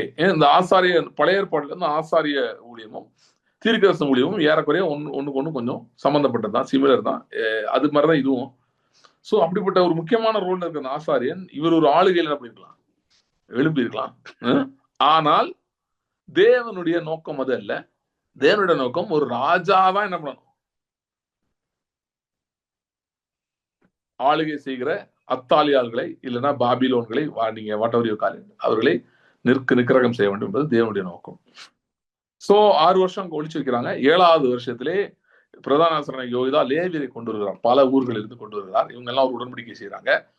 அவங்க மட்டும் இல்ல, இவர்களும் இந்த சோல்ஜர்ஸ் 2 பேரும் உடன்படிக்கை செய்யறாங்க. என்ன உடன்படிக்கை, என்ன பாயிண்ட் என்னன்னா, காமன் பாயிண்ட், எதை வச்சு எல்லாரும் உடன்படிக்கை உட்படுத்துறாருன்னா, ஐயா கர்த்தர் சொல்லியிருக்காரு, என்ன சொல்லியிருக்காரு, ராஜாவின் குமாரன் ராஜாவாக வேண்டும். தாவீதுக்கும் அவன் சந்ததிக்கும் கர்த்தர் ஆளுகை கொடுத்துட்டாரு, அவங்கதான் ராஜாவாகணும். அதுக்கு நம்ம எல்லாம் சேர்ந்து உறுதுணையா நிக்கணும், இதுதான் தேவனுடைய நோக்கம் என்று உறுதியாக நின்ற மனிதன் யோகிதா. இந்த யோகிதாவுடைய இப்படிப்பட்ட ஒரு பயங்கரமான சின்சியர் கமிட்மெண்ட்னால அவன் மரித்த போது வேதம் சொல்லுகிறது, தாவீதுடைய அந்த சந்ததியின் கல்லறை, ராஜாக்களின் கல்லறையிலே அவனை கொண்டு போய் வைத்தாங்க. அவன் தாவீதின் குடும்பத்துக்காகவும் கர்த்தருக்காகவும் பாராட்டின வைராக்கியத்துக்காக அவனை பாராட்டும்படி இப்படிப்பட்ட காரியம் செய்யப்பட்டது. சரி. சோ இந்த யோகிதா உறுதுணையாக நிற்கிறார். நின்று 7 வயதிலே இவன் ராஜாவாகிறார். சரியா? 7 வயசுல அபிஷியலா கிங்கா அவனை டிக்ளேர் பண்றாங்க. இவனை எப்ப கிங்கா டிக்ளேர் பண்றாங்களோ அத்தாலியல் பிரச்சனை வந்து கத்துறா, துரோகம் கத்துறா, ராஜ துரோகம், செடிஷன், தேச துரோகம் அப்படிலாம் கத்துறா. அப்படி கத்திட்டு இருக்கும்போது யோகிதா அவன் கட்டளையிட்டபடி ராஜாவான உடனே தான் அவள் கொல்லப்படுகிறான். புரியுதா? சோ இந்த ஆளுகை என்பது மிக மிக முக்கியம். இப்போ வந்து நம்ம அப்படியே புதிய ஏற்பாட்டுல, புதிய உடன்படிக்கை இல்ல புதிய ஏற்பாட்டுல அதை அப்படியே அப்ளை பண்ணி இந்த ஹோல் எபிசோட பார்த்தோம்னா, இன்றைக்கும் நம்முடைய வாழ்க்கையிலும் சரி, நம்மை சுற்றி இருக்கிற காரியங்களும் சரி, தேசங்களிலும் சரி, அநேக அத்தாலியாள்கள் இருக்கிறார்கள். ஓகே, அத்தாலியர்கள் யாருன்னா, அவர்கள் ஆகாபின் வம்சவழியை சார்ந்தவர்கள். ஆனால் நேரடியாக இல்ல, மறைமுகமாக. அந்த அத்தாலியர்கள் இன்னொன்னு எதுக்கு அடையாளமா இருக்கிறாங்கன்னா, சில வஞ்சிக்கிற காரியங்களுக்கும் அடையாளமா இருக்கிறாங்க. Deceiving things. உங்கள் ஆளுகையில நீங்க இராதபடிக்கு, உங்க வாழ்க்கையில நீங்க டொமினியன்ல இராதபடிக்கு, அப்படியே கொஞ்சம் கலப்படமாக மிக்ஸ்டா இருக்குது. அதாவது யோசபாத்தோட குடும்பத்தோடு எப்படியோ கலந்துருக்கு. அப்படின்னா தாவீதின் சந்ததியோடய கலந்துருச்சு இந்த அத்தாலியாளுடைய அந்த இது எஃபெக்ட். ஓகே, சோ அப்படிதான் இங்க இந்த குடும்பத்துக்குள்ளே நுழைந்து இங்க வந்துட்டார். அதே மாதிரி பாத்தீங்கன்னா இன்றைக்கும் நாம் ஆளுகையில செயல்படப்பட முடியாதபடிக்கு பலவிதமான வஞ்சனைகள் இருக்கிறது, நமக்கு எதிராக செயல்படுகிறது. அதுல சிலது ஆவிக்குரிய வட்டாரங்கள் நாம் நினைக்கிற இடங்களில் இருந்தும் வருகிறது. ஓகே, சோ ஏன் சொல்றேன், நம்ம எல்லாம் சபையில தான் வளர்ந்து வந்திருக்கோம் அப்படின்ற பல பேக்ரவுண்ட்ல இருந்து வந்திருக்கும் போது நம்மை அறியாம இப்படிப்பட்ட சில காரியங்கள் இருக்கிறது. ஆனால் வசனம் தெளிவாக சொல்லுகிறது, ராஜாவின் குமாரன் ராஜாவாக வேண்டும். அப்படின்னா கிறிஸ்து ராஜாவா இருக்கிறார், அவருடைய சந்ததியாய் நாம் இருக்கிறோம். ஆகவே நாம் ஆளுகை செய்ய வேண்டும் என்பதுதான் தேவனுடைய பிரதான நோக்கமாக இருக்கிறது. God wants us to have dominion over every area of our life. இந்த வாழ்க்கையின் ஒவ்வொரு பகுதியிலும் நாம் ஆளுகை செய்ய வேண்டும் என்பதுதான் தேவனுடைய நோக்கமாக இருக்கிறது. God wants us to have dominion in every area of our life. So ஆகவே இந்த இப்படிப்பட்ட அத்தாலியாள்கள், இப்படிப்பட்ட காரியங்களை நம்முடைய வாழ்க்கையிலும் நாம் மேற்கொள்ள வேண்டும். இவைகளை கண்டுபிடித்து இவைகள் மேல் ஆதிக்கம் செலுத்த வேண்டும் என்று தேவன் விரும்புகிறார். சோ இதை செய்வதற்கு தான், இந்த ஆளுகைக்குள்ள நுழைவதற்கு தான் நம்ம என்ன பண்றோம், இல்லாததை இருக்கிறது போல அழைக்கிறோம். அந்த ஜேர்னியில போறோம். கர்த்தருடைய வார்த்தையின்படி நாம் பேச ஆரம்பிக்கிறோம். கர்த்தருடைய வார்த்தையின்படி நாம் சொல்லி இருக்கிறபடி வாக்குத்தத்தங்களின்படி நாம் இல்லாதவர்களை அழைக்க ஆரம்பிக்கிறோம். இல்லாதவர்களை எப்படி கொண்டு வரதுன்றதை நம்ம பேச ஆரம்பிக்கிறோம். இப்படி பேச ஆரம்பிக்கும் போதுதான் பாத்தீங்கன்னா இந்த அத்தாலியாள்கள் இருக்கிறதே தெரிய ஆரம்பிக்கும். அப்படின்னா நமக்கு உள்ள இருந்து வேற சில எண்ணங்கள் வரும், வேற சில சிந்தனைகள் வரும், வெளியே இருந்து சில போராட்டங்கள் வரும், இப்படி எல்லாம் வரும். இப்படி எல்லாம் வந்து என்ன பண்ண பாக்குதுன்னா, அந்த ஆளுகையை கவிழ்த்து போட பார்க்கிறது. சரியா? நீங்க வந்து வேற என்ன பண்ணாலும் அவ்வளவு போராட்டம் வராது. ஆனா ஆளுகையை வாழணும்னு விரும்புறீங்கன்னா, you want to have dominion. தேவன் கொடுத்திருக்கிற அந்த டொமினியன், ஓகே, ஆளுகை உங்களுக்கு வேண்டும் என்று நீங்கள் விரும்புகிறீர்களா? இல்லாத இருக்கிறதும் அழைக்க விரும்புகிறீங்களா? மலையை பார்த்து பெயர்ந்து தள்ளுண்டு சமுத்திரத்திலே போ என்று சொன்னால் நீங்க சொன்னபடியே உங்களுக்கு ஆக வேண்டும் நினைக்கிறீங்களா? ஜெபிக்க ஆரம்பிக்கிறீங்களா? அப்பதான் பாத்தீங்கன்னா இந்த எல்லா விதமான எதிர்ப்புகள் எல்லாமே வருகிறது. ஆனால் எதிர்ப்புகள் வரும்போது அன்றைக்கு எப்படி இந்த பிரதான ஆசாரியனாகிய யோய்தா என்று ஒருவன் இருந்தானோ, அது யோசித்து பாருங்க. அவன் குழந்தையா இருக்கிறான், யோவாஸ் இந்த ராஜா, குழந்தை, very very vulnerable. Okay, very vulnerable. Anybody can kill. But at that time, God raised up a priest to protect this baby king. அதே மாதிரி பாருங்க, நம்முடைய வாழ்க்கையிலே இதெல்லாம் உங்களுக்கு புதுசா இருக்கலாம். இந்த விசுவாச வாழ்க்கை என்பது, இதெல்லாம் நீங்க பேபின்ற மாதிரி உங்க விசுவாசம் வல்னரபிள் ஸ்டேட்ல இருக்கலாம். நீங்க நினைக்கலாம், பிரதர் என் விசுவாசம் எப்பனா ஆஃப் ஆயிரும் போல, அப்படிதான் இருக்கு. குறிப்பா இந்த சப்ஜெக்ட் பொறுத்தவரை இந்த மாதிரி இப்பெல்லாம் முடியுமா அப்படின்னே எனக்கு டவுட்டாலாம் இருக்கு.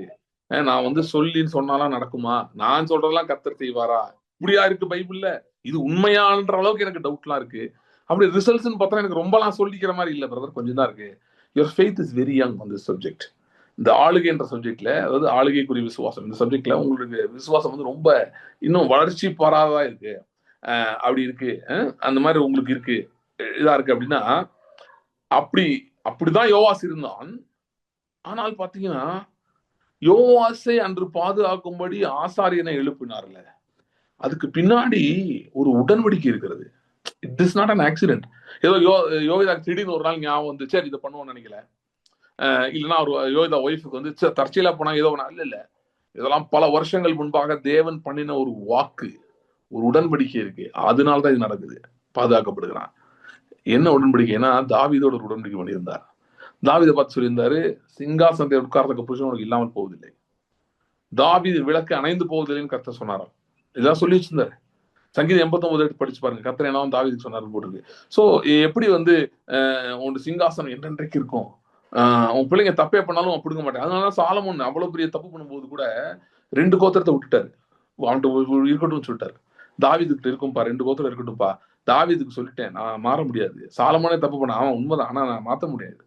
சரி, கர்த்தர் வாக்குத்தத்தத்தில் மிகவும் உண்மையுள்ளவர், வார்த்தையில் மிகவும் உண்மையுள்ளவர். அவர் சொன்னா அதை ரொம்ப பிடிச்சுக்கிறாரு. அவர் மாற மாட்டார். நாம் மாறுவோம். நமக்கு சூழ்நிலைகள் பிரச்சனைகள் வந்தா ஏதோ மாத்திடுவோம், ஏதோ பேசுவோம். அவர் மாறுகிறவர் அல்ல. சொன்ன வார்த்தையை காப்பாற்றுகிறவருக்கு அது அது அவர் வந்து மாறவே மாட்டார். சொன்னா சொன்னதுதான்.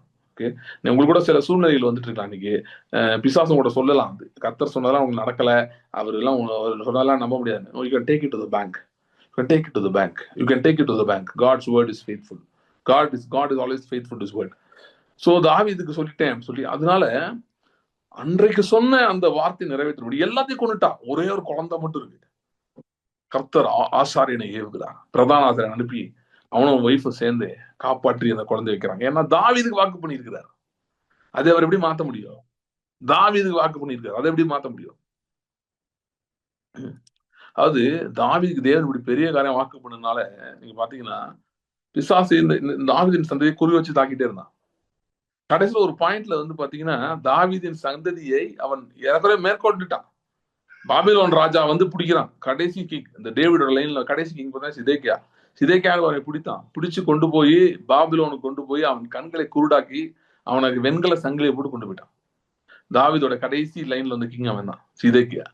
சோ அப்படி கிடக்குறான். அப்படி அங்க போய் இருக்கிறான். அதோட முடிஞ்சிருச்சு. ஏறக்குறைய 400 வருஷத்துக்கு ஒண்ணுமே இல்லை, அது மூச்சு பேச்சு இல்லை.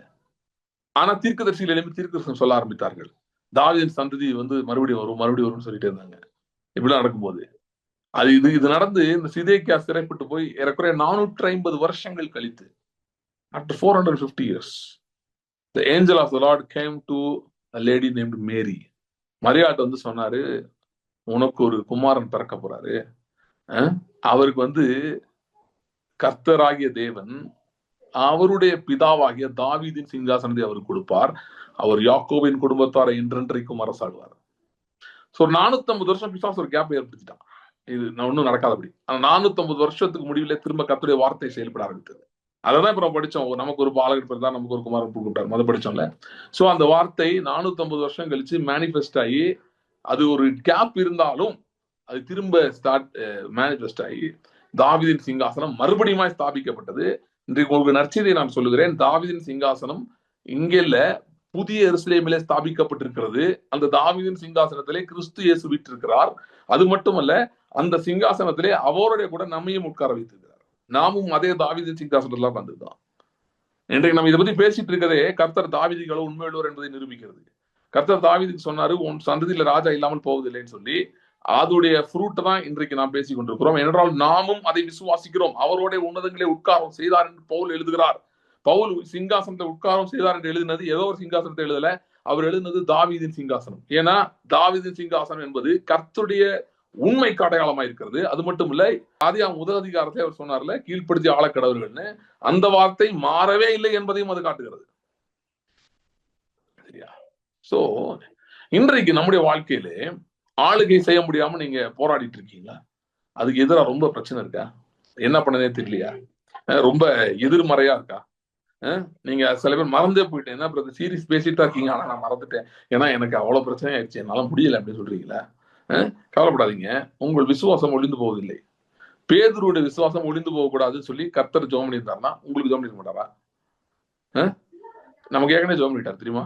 யோவான் 17 அதிகாரம் படிச்சு பாத்தீங்கன்னா ஆண்டவர் சொல்றாரு, பிதாட்ட ஜெபிக்கிறாரு, சீஷர்களை வச்சுட்டு அவர் சொல்றாரு, நான் இவர்களுக்காக மாத்திரம் ஜெபிக்கவில்லை, இவர்களுடைய வார்த்தையினால யாரெல்லாம் என்னை விசுவாசிக்க போகிறார்களோ அவர்களுக்காகவும் ஜெபிக்கிறேன் அப்படின்னு ஜெபிக்க என்ன ஜெபிக்கிறார் தெரியுமா? இவர்களை நீர் பூமியிலே தீமை நின்று காத்து கொள்ளும்படியாக. தீமை உங்க வீட்டு வாசலை தட்டிட்டே இருக்கா, உங்களுக்காக இயேசு ஜெபித்திருக்கிறார். உங்களுக்காக இயேசு ஜெபித்திருக்கிறார். அது அது மட்டும் எந்த இல்லை, அன்னைக்கு அவர் ஜெபிச்சார்ன்றது நீங்க சொல்ல வர மீன் பாயிண்ட் தான். அந்த தாவீதின் வம்சத்திலே வந்து அந்த ராஜா குழந்தையாக இருந்த யோவாஸ், அவனை காப்பாற்ற ஒரு தீர்க்கதரிசி, ஒரு ஒரு ஒரு ஆசாரியனை எழுப்பினவர். நமக்கும் விட்டுட்டாரா? நம்மளை விட்டுட்டாரா? கைவிட்டாரா? என்ன நினைக்கிறீங்க? நம்மளை எப்படி கைவிட்டிருப்பாரு? அவனே கைவிடல, மாம்சத்தின்படி அவனுடைய சந்ததியவே கைவிடல, நம்மளை எப்படி கைவிட்டிருப்பாரு? கைவிடவில்லை. நமக்கும் ஒரு பிரதான ஆசாரியர் இருக்கிறார். நமக்கும் ஒரு பிரதான ஆசாரியர் இருக்கிறார். ஆனா இங்க ஒரு ட்விஸ்டே வருது. என்னன்னா, நமக்கு ஏதோ ஒரு பிரதான ஆசாரியனை எழுப்பவில்லை. நம்முடைய யோய்தாவாய் இயேசு கிறிஸ்துவே இருக்கிறார். அவரே நம்முடைய பிரதான ஆசாரியராக இருக்கிறார். எபிரேயர்ல வாசிக்கிறோம், நம்முடைய பிரதான ஆசாரியனாகிய இயேசு கிறிஸ்து மெல்கிசதேக்கின் முறைமையின்படி பிரதான ஆசாரியராய் நமக்காக திரைக்குள் பிரவேசித்திருக்கிறார். அப்படின்னா நம்முடைய விசுவாசம் ஒளிந்து போகாதபடிக்கு, என்ன விசுவாசம்? மொட்டை ஏதோ ஒரு விசுவாசம் இல்ல, இல்லாத விலை இருக்கிறது போல அழைக்கிற அந்த ராஜரிக விசுவாசம். அந்த விசுவாசம் ஒளிந்து போகாதபடிக்கு அன்றைக்கு அவர் ஜெபித்தார். அதோடு நின்று விடவில்லை, இன்றும் நமக்காக பிதாவினிடத்தில் பரிந்து பேசிக் கொண்டிருக்கிறார். ஏன் பிதாவின் இடத்துல பரிந்து பேசுறாரு? ஏன் பிதாவின் பரிந்து பேசுறோம்? நம்மளும் பிதா கிட்ட தான் நின்றுட்டு இருக்கோம். நம்ம அங்க நின்றுட்டே பயத்துல இருக்கோம். அதனால நமக்காக அவர் பரிந்து பேசிக் கொண்டிருக்கிறார். ஒரு பகுதி வாசிக்கிறேன். அதுல 14 இருந்து வாசிக்கிறேன். வானங்களின் வழியாய் பரலோகத்துக்கு ஏறி போன தேவகுமாரனாக இயேசு என்னும் மகா பிரதான ஆசாரியர் நமக்கு இருக்கிறபடியால் நாம் பண்ணின அறிக்கையை உறுதியாய் பற்றிக் கொண்டிருக்க கடவோம். நம்முடைய பலவீனங்களை குறித்து பரிதபிக்க கூடாத பிரதான ஆசிரியர் நமக்கு இராமல் எல்லா விதத்திலும் நம்மை போல் சோதிக்கப்பட்டும் பாவம் இல்லாதவராக இருக்கிற பிரதான ஆசாரியரே நமக்கு இருக்கிறார். ஆதலால் நாம் இரக்கத்தை பெறவும் ஏற்ற சமயத்தில் சகாயம் செய்யும் கிருபை அடையவும் தைரியமாய் கிருபாசனத்திடையில் சேர கடவோம். நீங்க இதை பல காரியங்களுக்காக இதை நீங்க கேட்டிருப்பீங்க. அதாவது பிரதான ஆசாரியனாகிய இயேசு கிறிஸ்து அப்படின்ற அந்த டைட்டில் இது நிறைய பேருக்கு புதுசு கிடையாது. ஆனா இன்ட்ரெஸ்டிங்லி இந்த சப்ஜெக்ட் சரி, நான் இப்ப பேசிட்டு இருக்கிறதும் சரி, இங்கேயும் எதை பத்தி போட்டிருக்கு அப்படின்னா, வாக்கு தத்துவத்தில் நுழைவதை பத்தி போட்டிருக்கு. அதாவது அவர்களுக்கும் ஒரு இல்லாத இருக்கிறது போல அழைக்கும்படி தேவன் அப்படிப்பட்ட ஒரு ஆப்பர்ச்சுனிட்டி கொடுத்தார். கானான் தேசத்தை வாக்கு பண்ணியிருந்தார். போனாங்க, போய் பார்த்தா ராட்சதன் இருக்கான். இப்ப அந்த ராட்சதனை தாண்டி அவங்க சுதந்திரிக்கணும். அது அங்கதான் பிரச்சனை வருது. யோசுவா காலேப் மட்டும் இல்லாதவளே இருக்கிறது போல அழைத்தார்கள். அவங்க 2 பேரும் சொன்னாங்க, இல்ல கர்த்தர் நிச்சயம் கொண்டு போவார். எப்படி ஜெயிப்பேன்னு எனக்கு கேட்காதே, அது எனக்கு தெரியாது, ஆனா நான் ஜெயிப்பேன். அதான் இல்லாத இருக்கிறது போல அழைக்கிறது. ஓகே, என்கிட்ட ஜெயம்ன்றது என் கையில இல்ல, எப்படி ஜெயிக்க முடியும் என்ற ஃபார்முலாவும் என்கிட்ட இல்ல, இது நிச்சயமா நான் ஜெயிப்பேன்றதுக்கான என் கையில எந்த ஆதாரமும் இல்ல. ஆனால் நான் சொல்லுகிறேன், கர்த்தர் என் மேல் பிரியமா இருந்தா என்னை கொண்டு போவார். அவ்வளவுதாங்க. கர்த்தர் என் மேல பிரியமா இருக்கான்னு எனக்கு தெரியும். அப்போது அது போதும். பிரியமா இருந்தா கொண்டு போவார், பிரியமா இருக்காருன்னு தெரியும். அதனால நம்ம சுதந்திரித்துக் கொள்வோம். யோசுவா சொல்றான், அவர்களை காத்த நிழல் அவர்களை விட்டு விலகிட்டு நம்ம ஈஸியா போய் சுதந்திரிக்கலாம் அப்படின்றான். அப்படி ஒரு ஆப்பர்ச்சுனிட்டி வந்தது. அதுல 2 பேர் மட்டும் தான் அதுல பாஸ் ஆனாங்க. எல்லாம் ஃபெயில், மற்ற எல்லாம் ஃபெயில். ஏன்னா எல்லாரும் முடியாதுட்டான். காண்கிறதான் பேசுவேன்ட்டான். ராட்சதன் பெரியவன், என்னோட பெரியவன், எனக்கு அவனை எப்படி அடிக்க போறேன்னு எனக்கு இன்னும் ஐடியா வரல, எனக்கு தெரியாது, அதனால நான் தோத்துட்டேன், அவ்வளவுதான். வாயாலே தோற்று விட்டார்கள் அவ்வளவு பேரும். அந்த பகுதியை எடுத்துட்டு பேசுறாரு இங்க. அப்பனா நமக்கும் கிறிஸ்தவ வாழ்க்கையில் அப்படிப்பட்ட சூழ்நிலைகள் வரும் என்பதை சொல்லுகிறார். விசுவாசித்து மட்டுமே மேற்கொள்ளுகிற சூழ்நிலைகள், வார்த்தையினால் மட்டுமே மேற்கொள்கிற சூழ்நிலைகள் வரும். நம்முடைய ஆளுகை அப்படிதான் வெளிப்படும். அப்படிப்பட்ட சூழ்நிலை தான் வெளிப்படும். அப்படி சூழ்நிலைகள் வரும். அப்படி வரும்போது உங்களுக்குள்ள சோர்வு ஏற்பட வாய்ப்பு இருக்கிறது. ஏன்னா உங்களுடைய பலவீனங்கள் அந்த இடத்துல வெளியே வர ஆரம்பிக்கும். நீங்க அந்த ஆளுகைக்குள்ள இறங்கணும், வார்த்தையை பேசி ஜெயிக்க வேண்டும், இதை நீங்க சொல்லும் போது அவங்க எல்லா பலவீனமும் உங்க கண்ணுக்கு தெரிய ஆரம்பிக்கும்.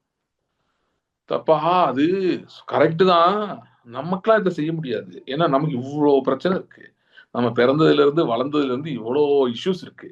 ஹார்ட் இஷ்யூ இருக்கு, சைல்ட்ஹுட் ட்ராமா இருக்கு, அதுக்கப்புறம் வாழ்க்கையில் நடந்த பிரச்சனைகள்லாம் இருக்கு, கடந்த கால தோல்விகள்லாம் இருக்கு, பெரிய பேக்கேஜ் இருக்கு. சில பேர் சொல்றாங்க, எனக்கு இமோஷனல் பேக்கேஜ் ரொம்ப பெருசுங்க, தூக்கவே முடியலங்க, ரொம்ப இதாக இருக்கு, அதனால அதை வச்சுலாம் என்ன ஒன்றும் பண்ண முடியாது. இமோஷனல் பேக்கேஜ் என்ன, என் உணர்ச்சிகள் ரொம்ப டேமேஜ் ஆயிடுச்சுங்க, நிறைய ஒரே சோதனைகள் அது இதுன்னு சந்திச்சிட்டேங்க, சந்திச்சு அப்படியே அவ்வளவுதாங்க, எனக்கு போச்சுங்க எல்லாம் அப்படின்னு சொல்றாங்க. என்னால ஒன்றும் பண்ண முடியாது. இப்படிலாம் பல பேர் சொல்றாங்க.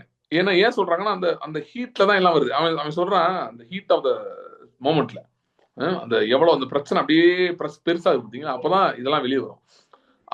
அவங்க சொல்றானுங்க, ராட்சதனை பாக்குற வரைக்கும் அவங்க யார்கிட்டயுமே போய் ஹலோ என் பேர் வெட்டுக்கிளின்னு சொன்னதே இல்லை.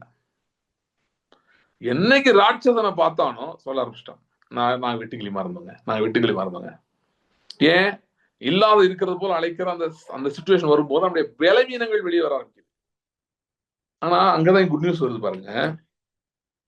நம்முடைய பலவீனங்களை குறித்து பரிதபிக்க கூடாத பிரதான ஆசிரியர் நமக்கு இராமல் எல்லா விதத்திலும் நம்மை போல சோதிக்கப்பட்டு பாவம் இல்லாதவராக இருக்கிற பிரதான ஆசிரியர் நமக்கு இருக்கிறார். என்ன சொன்னா, நம்ம போல அவர் எல்லாவற்றிலும் சோதிக்கப்பட்டாராம். ஆனா பாவம் இல்லாதவர்னு அர்த்தம்னா சோதிக்கப்பட்டு ஆனா ஜெயிச்சிட்டார், எதுலையுமே அவர் தோக்கல. சோ அவருக்கு சோதனையுடைய இதுவும் தெரியும், ஆனா எப்படி ஜெயிப்பது என்றும் தெரியும். அவர் இருக்கிறபடியால் 14 சூப்பர் வசனம் பாருங்க. வானங்களின் வழியாய் பரலோகத்துக்கு ஏறி போன தேவகுமாரனாக இயேசு என்னும் மகா பிரதான ஆசாரியர் இருக்கிறபடியால் நாம் பண்ணின அறிக்கையை உறுதியாய் பற்றிக் கொள்ள கடவுள். என்ன சொல்றாரு? அறிக்கை பண்ணிட்டீங்கல்ல, கர்த்தர் என்ன செய்வார் சொல்லிட்டீங்கல்ல, அவருடைய வார்த்தையை வச்சு அதை விசுவாசித்து பேசிட்டீங்கல்ல, அது உறுதியா பிடிச்சுக்கோங்க. ஏன்னா ஒரு பிரதான ஆசாரியர் இருக்கிறார். உங்க விசுவாசம் நான் சொன்ன மாதிரி குழந்தை மாதிரி இருக்கலாம், அது அது தாக்கப்படுவது போல இருக்கலாம். அவங்க விசுவாசமே ட்ரெயின் ஆக போகுதுங்க. ஆண்டவர் சொன்னார், உன் விசுவாசம் ஒளிந்து போகாதபடி ஜெபம் பண்ணு. அப்படி வந்து விசுவாசம் ஒளிந்து போற மாதிரி சுச்சுவேஷனே வந்தாலும், அப்படியே நடந்தாலும், ரெண்டு விஷயம். ஒண்ணு என்னன்னா, நமக்காக இயேசு ஏற்கனவே ஜெபித்து விட்டார். அது மட்டுமல்ல, இன்றைக்கும் அவர் நமக்காக ஜெபித்துக் கொண்டிருக்கிறார். இன்றைக்கும் நமக்காக பரிந்து பேசிக்கொண்டார். பிதாவின் இடத்துல நாம் நிற்கிறோம், நமக்கு தைரியம் போயிருது. அப்ப என்ன பண்றாரு? அவர் நமக்கு பதிலா பேசுறாரு. சில நேரம் நம்ம பேச வேண்டியதை கூட அவர் பிதாவிட்ட பேசுறார். பேசி நமக்கு உற்சாகப்படுத்தி நம்மை பலப்படுத்துகிறார், நமக்கு உதவி செய்கிறார். எதுக்கு? நாம் ராஜாக்கள் என்பதை புரிந்து கொண்டு அறிந்து கொண்டு நாம் பேச வேண்டும் என்பதற்காக, நம் அறிக்கை உறுதியாய் பற்றி கொள்ள வேண்டும் என்பதற்காக நமக்காக அவர் பேசிக்கொண்டே இருக்கிறார் தேவனுடைய வலது பார்சத்திலே. அன்றைக்கு யோய்தா எப்படி இந்த யோவாசை காப்பாற்ற, குழந்தையாகி யோவாசை காப்பாற்றி அவனை ராஜாவாக்கினானோ, அதே போல உங்களுடைய குழந்தை போல் இருக்கிற உங்களுடைய விசுவாசம், குழந்தை போல் இருக்கிற உங்களுடைய இந்த இல்லாத இருக்கிறது போல அழைக்கிற அந்த விசுவாசம் இருக்கு, அந்த ராஜரீக விசுவாசம், அது குழந்தை போல இருந்தாலும் அதை ப்ரொடெக்ட் பண்ணி, அதை பாதுகாத்து, அதை எடுத்து நிறுத்தி, அதை ஒரு ராஜாவாய் சிங்காசனத்திலே உட்கார வைக்கிற வரைக்கும் ஓயாமல் உங்களை பாதுகாக்கிற பிரதான ஆசாரியன் உண்டு. அவர்களுக்கு அன்னைக்கு யோகிதா இருந்தாரு. ஆனா யோகிதா வந்து மரிச்சிட்டாரு கொஞ்ச நாள்ல. ஆனா என்றென்றைக்கும் மறியாமல் என்றென்றைக்கும் நமக்காக நிற்கிறவர், தொடர்ந்து நமக்காக நின்று கொண்டே இருக்கிற பிரதான ஆசாரியனை கிறிஸ்து இயேசு நமக்கு இருக்கிறார். அவர் தான் ராஜா, ஆனா அவர் தான் ஆசாரியனும். ஓகே, அவர் தான் ராஜா, அவர் தான் ஆசாரியனும். யோசிச்சு பாருங்க, ரெண்டு டிபார்ட்மெண்ட், கவர்மெண்ட் டிபார்ட்மெண்ட் உங்களுக்கு வேலை நடக்கணும், ரெண்டு பேரும் ஒத்துக்கணும் அப்படின்னு நீங்க ஒரு டிலமால இருக்கீங்க. அப்ப இந்த முதல் டிபார்ட்மெண்ட் நீங்க போறீங்க, போய் ஐயா இந்த மாதிரி இந்த வேலை இருக்கு, பெண்டிங்ல இருக்கு, நீங்க கையெழுத்து போடணும் அப்படின்னு சொல்லிட்டு, ஆனா நீங்க மட்டும் இல்லையா, அந்த டிபார்ட்மெண்ட்ல இருக்க ஆபீசரும் போட்டாதான் உண்டுன்னு அவர் சொல்றாரு. நீங்க கவலைப்படாதீங்க, அதுவும் நான் தான் பாக்குறேன், ரெண்டு ரோல் ஏன்டா இருக்குன்னா எப்படி இருக்கும் உங்களுக்கு? ஒரே இடத்துல வேலை முடிஞ்சிருச்சுன்னு நினைப்பீங்கல்ல, அதே மாதிரிதான் பாருங்க, ராஜாவாகவும் இயேசுதான் இருக்கிறார், ஆசாரியனாகவும் அவரே இருக்கிறார். சரியா? ராஜா முன்பாக உங்களை, ராஜா மிகவும் வல்லமுள்ளவர். ஓகே, அவர் வந்து அவருடைய ராஜரீகம் சக்கரத்தை ஆளுகிறது. வானம் எனக்கு சிங்காசனம், பூமி எனக்கு பாதப்படி என்று சொன்னவர். அப்படிப்பட்டவர் அவருடைய மகா பெரிய சிங்காசனத்தை உட்கார்ந்து இருக்கிறார். அவரோட கூட சேர்ந்து ஆளுகை செய்யப்பட நம்ம அழைத்திருக்கிறார். ஆனா அங்க நெருங்கும் போது நமக்கு நிறைய டவுட்ஸ் வருது, பிரச்சனை வருது, சூழ்நிலையை பார்த்து இன்னும் நெகட்டிவா மாறிடுறோம். அப்படிலாம் மாறும்போது பாத்தீங்கன்னா அவரே அவர் சொல்றாரு, ஃபர்ஸ்ட் ஆசாரனை பார்த்தீங்க பண்றாரு. ஆசாரனை போய் பார்த்தா அவர் தான் ஆசாரியன். அவர் சொல்றாரு, கவலைப்படாது, நானே, அதான் யோவான்ட்ட சொன்னாரு, நான் தான் முந்தினவர், நான் தான் பிந்தினவர், நான் தான் அல்பா, நான் தான் ஒமேகா, இங்க போனாலும் நான் தான், அங்க போனாலும் நான் தான், எல்லா இடத்தையும் நான் தான் இருக்கிறேன். விசுவாசத்தை துவக்கிறவரும் நானே, முடிக்கிறவரும் நானே. முடிக்கிறவரும் அதை பெர்ஃபெக்ட் பண்றாரு, அதை பரிபூர்ணப்படுத்துகிறவரும் நானே. ஆகவே உங்கள் விசுவாசம் ஒளிந்து போற மாதிரி இருக்கா இன்னைக்கு? Go to the chief priest, to the high priest, பிரதான ஆசாரியனிடம் செல்லுங்கள், பிரதான ஆசாரியனிடம் செல்லுங்கள், பிரதான ஆசாரியனிடம் செல்லுங்கள். நமக்காய் பரிதபிக்கிற பிரதான ஆசாரியன் உண்டு. உங்க விசுவாசம் ஒளிந்து போற மாதிரி இருக்கா? போங்க. பிசா சொல்றானா, இதெல்லாம் உனக்கு நடக்காது, இந்த மாதிரிலாம் உன்னால செய்ய முடியாது, அது எப்படி நீ மலையை பார்த்து பேருந்து போனா அது எப்படி போகும்? உன்கிட்ட என்ன பேங்க்ல என்ன இருக்கு உன்கிட்ட? இதெல்லாம் நீ கற்பனை பண்ணலாமா? இதெல்லாம் நீ ஜெபிக்கலாமா? இப்படிதான் பேசுவான் பிசாஸ். உன்கிட்ட இருக்க அக்கௌண்ட் இருக்க பணத்துக்கு வீடு எதிர்பார்க்கிற நீ என்ன நடக்கணும்னு எதிர்பார்க்கிற? நீ என்ன நினைச்சிட்டு இருக்க? என்ன செய்யற? இப்படிலாம் சொல்றாங்க, இப்படிலாம் சத்தம் கேக்குதா? உன் பிள்ளைங்க என்ன வாழ்க்கை செட்டில் ஆயிருமா? என்ன நடந்துச்சு உனக்கு தெரியும்ல, நீ எங்க இருக்கன்னு தெரியும்ல, எப்படிப்பட்ட சிச்சுவேஷன்ல இருக்குன்னு தெரியும்ல, இதெல்லாம் நடக்குமா உனக்கு? இதுல வேற இல்லாத இருக்கிறது போல அழைக்கிறேன்னு அவர் சொன்னாரு, நீ வந்து காலில் போயிட்டு நீ வேற ஏதோ எழுதி வச்சுலாம் ஜெபம் பண்ணிட்டு இருக்க, இதெல்லாம் நடக்குமா உனக்கு? இப்படிலாம் பேசும்போது சில நேரம் உங்களுக்கு பதில் சொல்ல முடியாத சிச்சுவேஷன் இருக்கலாம். ஏன்னா உங்களால எதுவுமே சொல்ல முடியாது. யோசித்து பார்த்தா எப்படி இது நடக்கும்னு யோசித்து பார்த்தா உங்களால சொல்ல முடியாது. அப்படி இருக்கலாம். ஓகே, அதாவது ஒரு விசுவாசமே போயிருமோன்னு பயம் வரும். வருதா? அப்படிலாம் வந்தாதான் நீங்க கரெக்டா போயிட்டு இருக்கீங்கன்னு அர்த்தம். இந்த மாதிரிலாம் எதுவுமே வரலங்க, எல்லாம் ஸ்மூத்தா இருக்குங்கன்னு சொன்னீங்கன்னா, அப்பனா ரிசல்ட்ஸ் எல்லாம் வந்துச்சுன்னா ஓகே, அப்பனா விசுவாசம் நல்லா ஒர்க் ஆயிட்டு இருக்குன்னு அர்த்தம். ரிசல்ட்ஸும் வரல, ஒண்ணுமே இல்லை, ஆனா ஸ்மூத்தா இருக்குங்க, எந்த சோதனையும் இல்லைங்க, எந்த பிரச்சனையும் இல்லைங்கன்னா ரூட் நல்லா ஜிபிஎஸ் திரும்ப பாருங்க, மேப் ஏதோ தப்பா வழி நடத்திட்டு நினைக்கிறேன். விசுவாசத்தின் பாதையில் இருக்கீங்களான்னு பாருங்க. சிம்பிள். உங்க ஜெப குறிப்பை பாருங்க, தெரிஞ்சு பாருங்க. பெரிய காரியங்களா ஜெபிக்கிறீங்களா? கர்த்தர் சொன்னதெல்லாம் ஞாபகம் ஜெபிக்கிறீங்களா? தீர்க்க தரிசனங்கள்லாம் வச்சு ஜெபிக்கிறீங்களா?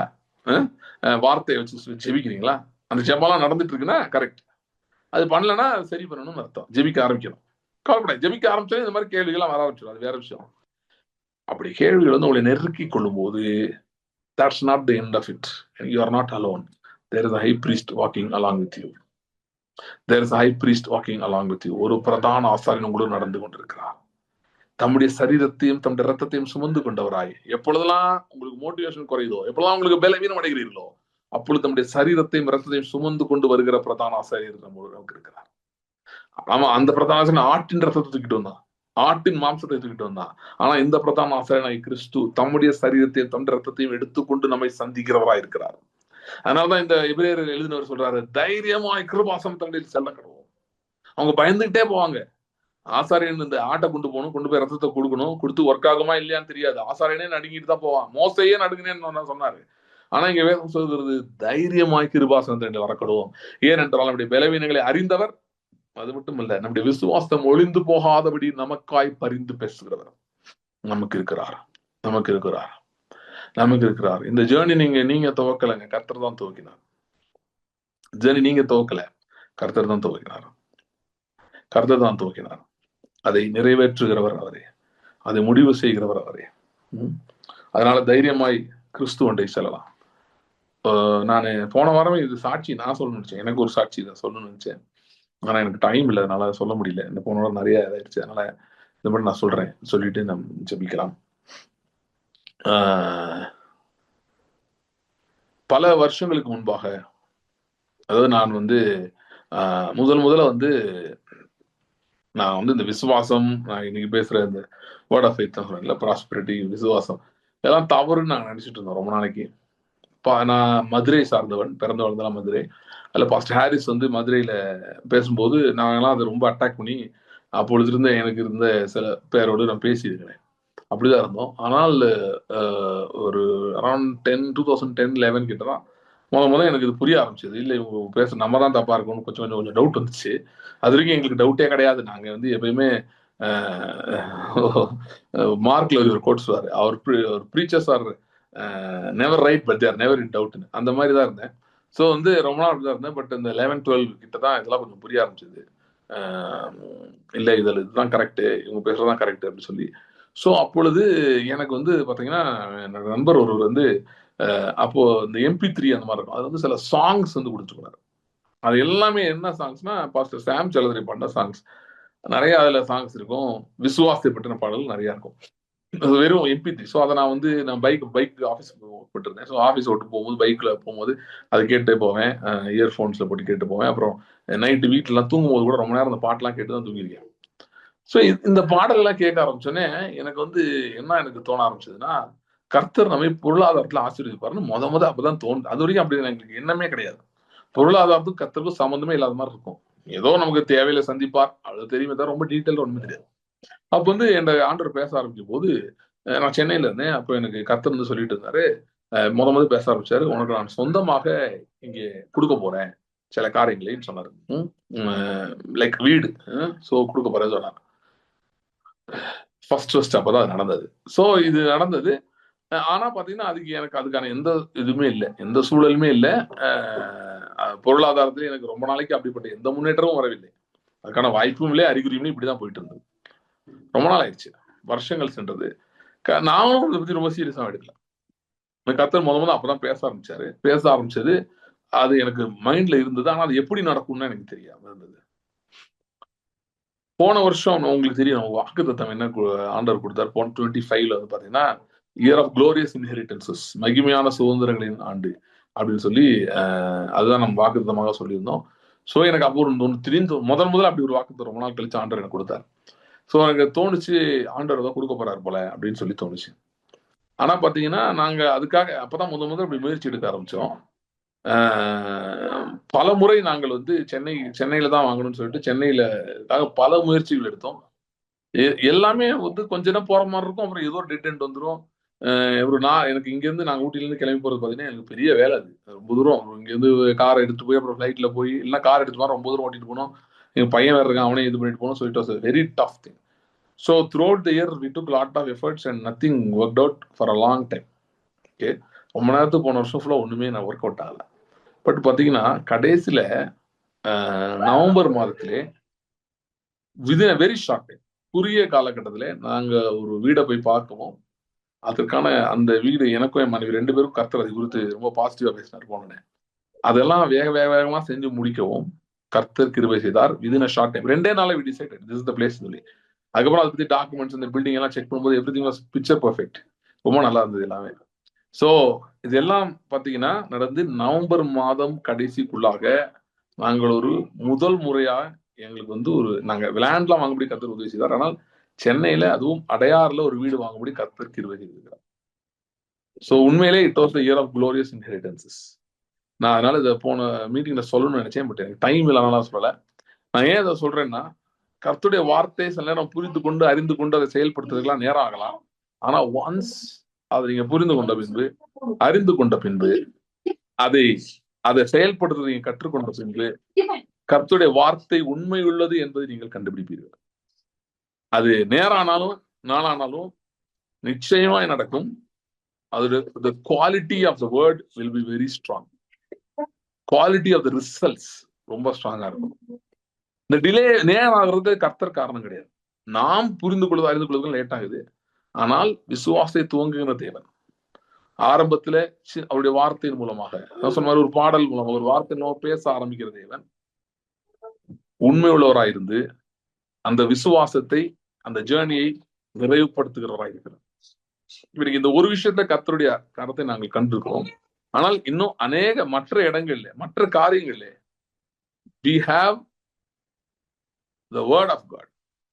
ஓகே, உங்களுக்கு அதே மாதிரி நீங்களும் சொல்லலாம், எனக்கு இதை பத்தி ஒரு வார்த்தை மட்டும் தாங்க இருக்கு, எனக்கு இதை பத்தி ஒரு ஜெனரல் ஒரு இதுதான் இருக்கு, ஒரு தரிசனம் பார்த்தேன், இல்ல ஒரு வார்த்தை வந்துச்சு, அவ்வளவுதான் இருக்கு, பெருசாலாம் ஒண்ணும் இல்லை, அது எப்படி நடக்கும் எல்லாம் தெரியாது.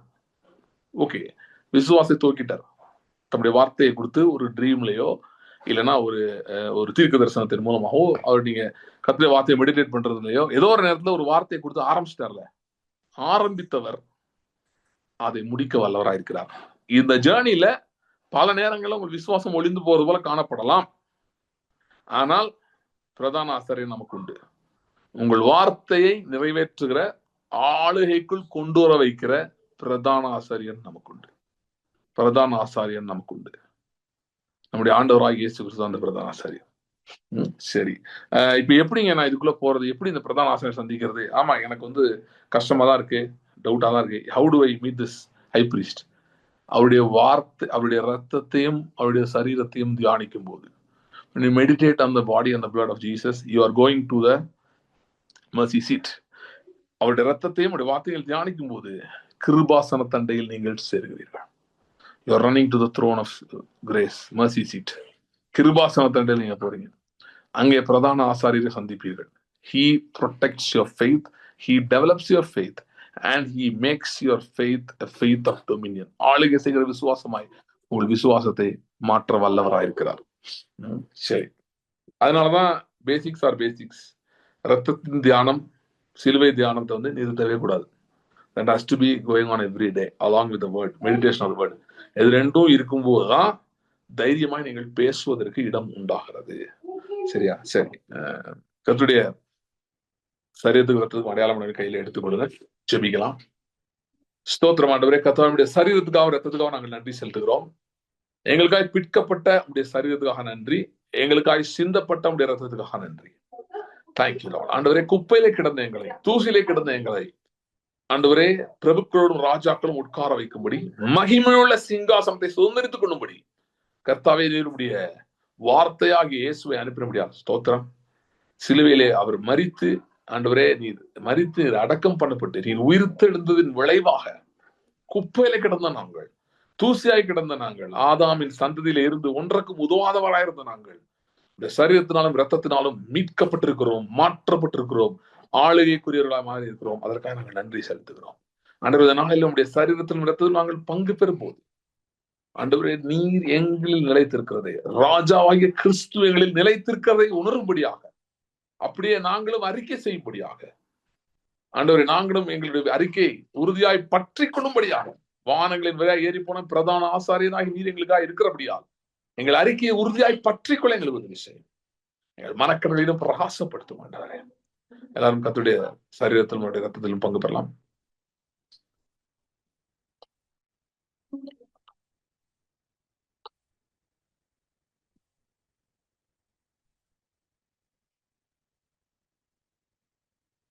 Thank you, Father. Thank you, Father. Hallelujah. Hallelujah. Hallelujah. Thank you, Lord. Thank you, Lord. Thank you, Father. Thank you, Father. Hallelujah. Hallelujah. Hallelujah. ஆண்டவரே, விசுவாச ஜேர்னில பாதியிலே எனக்குரிய அதை கைவிட்டலாம் என்ற இடத்துல இருக்கிறவர்களாக நான் ஜெபிக்கிறேன். மிகவும் சோர்ந்து போயிருக்கிறவர்களாக நான் ஜெபிக்கிறேன். ஆண்டவரே, பிரதான ஆசாரியனாகிய உம்மை அவர்கள் சந்திக்க முடியாது நான் ஜெபிக்கிறேன். எங்கள் விசுவாசத்தை துவக்கிறவர் மட்டுமல்ல, முடிக்கிறவர் மட்டுமல்ல, அதை பாதுகாக்கிறவர். அதை பாதுகாக்கிறவர். எங்கள் விசுவாசம் ஒளிந்து போகாதிருக்கும்படி எங்களுக்காய் பரிந்து பேசுகிறவர். இந்த பிரதான ஆசாரியனை சந்திக்கும்படி உதவி செய்வீராக. Thank you Lord. அன்று உண்மை பிரதான ஆசாரியராய் சந்திக்கும்படி உதவி செய்வீராக. மனக்கண்கள் திறக்கப்படட்டும் இயேசுவின் நாமத்திலே.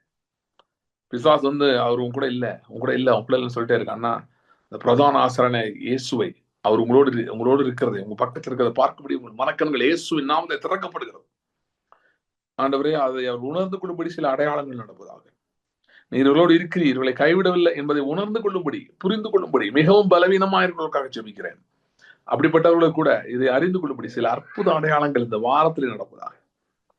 Just to show them that you are with them, Lord.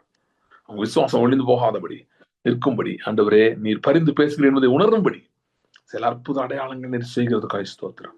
அற்புத அடையாளங்கள் செய்கிறதுக்காய் ஸ்தோத்திரம். ஸ்தோத்திரம், ஸ்தோத்திரம், ஸ்தோத்திரம். Thank you Lord. ஆண்டவரே, இந்த நாட்களிலே சாட்சிகளை எழுப்ப போகிறபடியா நன்றி. Thank you Lord. Thank you Lord. Thank you Lord. Thank you Lord. Thank you Lord. Thank you Lord. யாக்கோபுக்கு சொல்லப்பட்டது, யோசேப்பு உயிரோடு இருக்கிறான், எகிப்து முழுவதும் அதிபதியா இருக்கிறான் என்று. அப்படி ஆண்டவரே, நீர் ஜீவிக்கிறீர் என்பது மட்டும் உண்மை இல்லை. இந்த நாங்கள் காண்கிற இந்த உலகம், எங்கள் பிரச்சனைகள் எல்லாம் நிறைந்த இந்த உலகத்துக்கு நீர்தான் அதிபதி, பிசாசு கிடையாது, நீர்தான் அதிபதி. ஆகவே நன்றி செலுத்துகிறோம், நன்றி செலுத்துகிறோம். ஆண்டவரே, இந்த வார்த்தைகள் முடிவு செய்கிறதுக்காக ஸ்தோத்திரம். இந்த வார்த்தைகள் முடிவு செய்கிறதுக்காக ஸ்தோத்திரம். இந்த வாரத்திலே தொய்ந்து போனவர்கள், சோர்ந்து போனவர்கள், பலவீனத்தில் இருக்கிறவர்கள், விசுவாசத்துல வீக்கா இருக்கிறவர்களுக்கு ஆண்டவர் அற்புத அடையாளங்கள் செய்து நீர், ஆண்டவரே நீர் கூட இருக்கிறீர் என்பதை நிரூபிப்பீராக.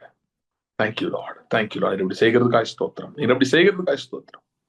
இப்படி கருத்தை எங்களை கொடுக்கிறோம். இந்த பரிசுத்த ரத்தம் எங்களை சுற்றி காவலாய் இருப்பதாக. ஆண்டவரை பார்த்து கொண்டிருக்கிறவர்கள் அவருடைய குடும்பங்களுக்காக நான் ஜெபிக்கிறேன். சத்ருவானுடைய எல்லா கிரியைகளையும் இயேசுவின் நாமத்திலே இந்த குடும்பங்களிலே அவமாக்கி நான் ஜெபிக்கிறேன். குறிப்பா இந்த வாரத்திலே தேவனுடைய பாதுகாப்பை நான் பேசுகிறேன். பார்த்து கொண்டிருக்கிற, இனி பார்க்க போகிற ஒவ்வொருடைய வீட்டிலும் ஆண்டவர் எந்த ஒரு அசம்பாவிதமும் நடக்காதபடி உங்களுடைய பரிசுத்த தூதர்களின் ஊழியம் உண்டாயிருக்க முடியாது ஜெபிக்கிறேன். உங்களுடைய பாதுகாப்பு உண்டாயிருக்க முடியாது ஜெபிக்கிறேன். Thank you Lord. Thank you Lord. Thank you Lord. Thank you Lord. Thank you Lord. ஆண்டவரே, நாங்க கேட்காட்டு கூட எங்களை பாதுகாக்கிறவராக இருக்கிறதற்காய் நன்றி. நாங்கள் நினைத்து பார்க்காத விதங்களில் எங்களை பாதுகாக்கிறதற்காய் ஸ்தோத்திரம். தொடர்ந்து இந்த பாதுகாவலை அனுபவிப்பார்களாக, அதை பிரத்யட்சமாய் அனுபவிப்பார்களாக. கருத்தில் போடுகிறோம். ஆசீர்வதியும் வழி நடத்தும். இயேசு கிறிஸ்துவின் நாமத்தில் ஜெபிக்கிறோம் பிதாவே. ஆமென். ஆமென். Thank you. God bless you. See you in the next meeting. Thanks for joining.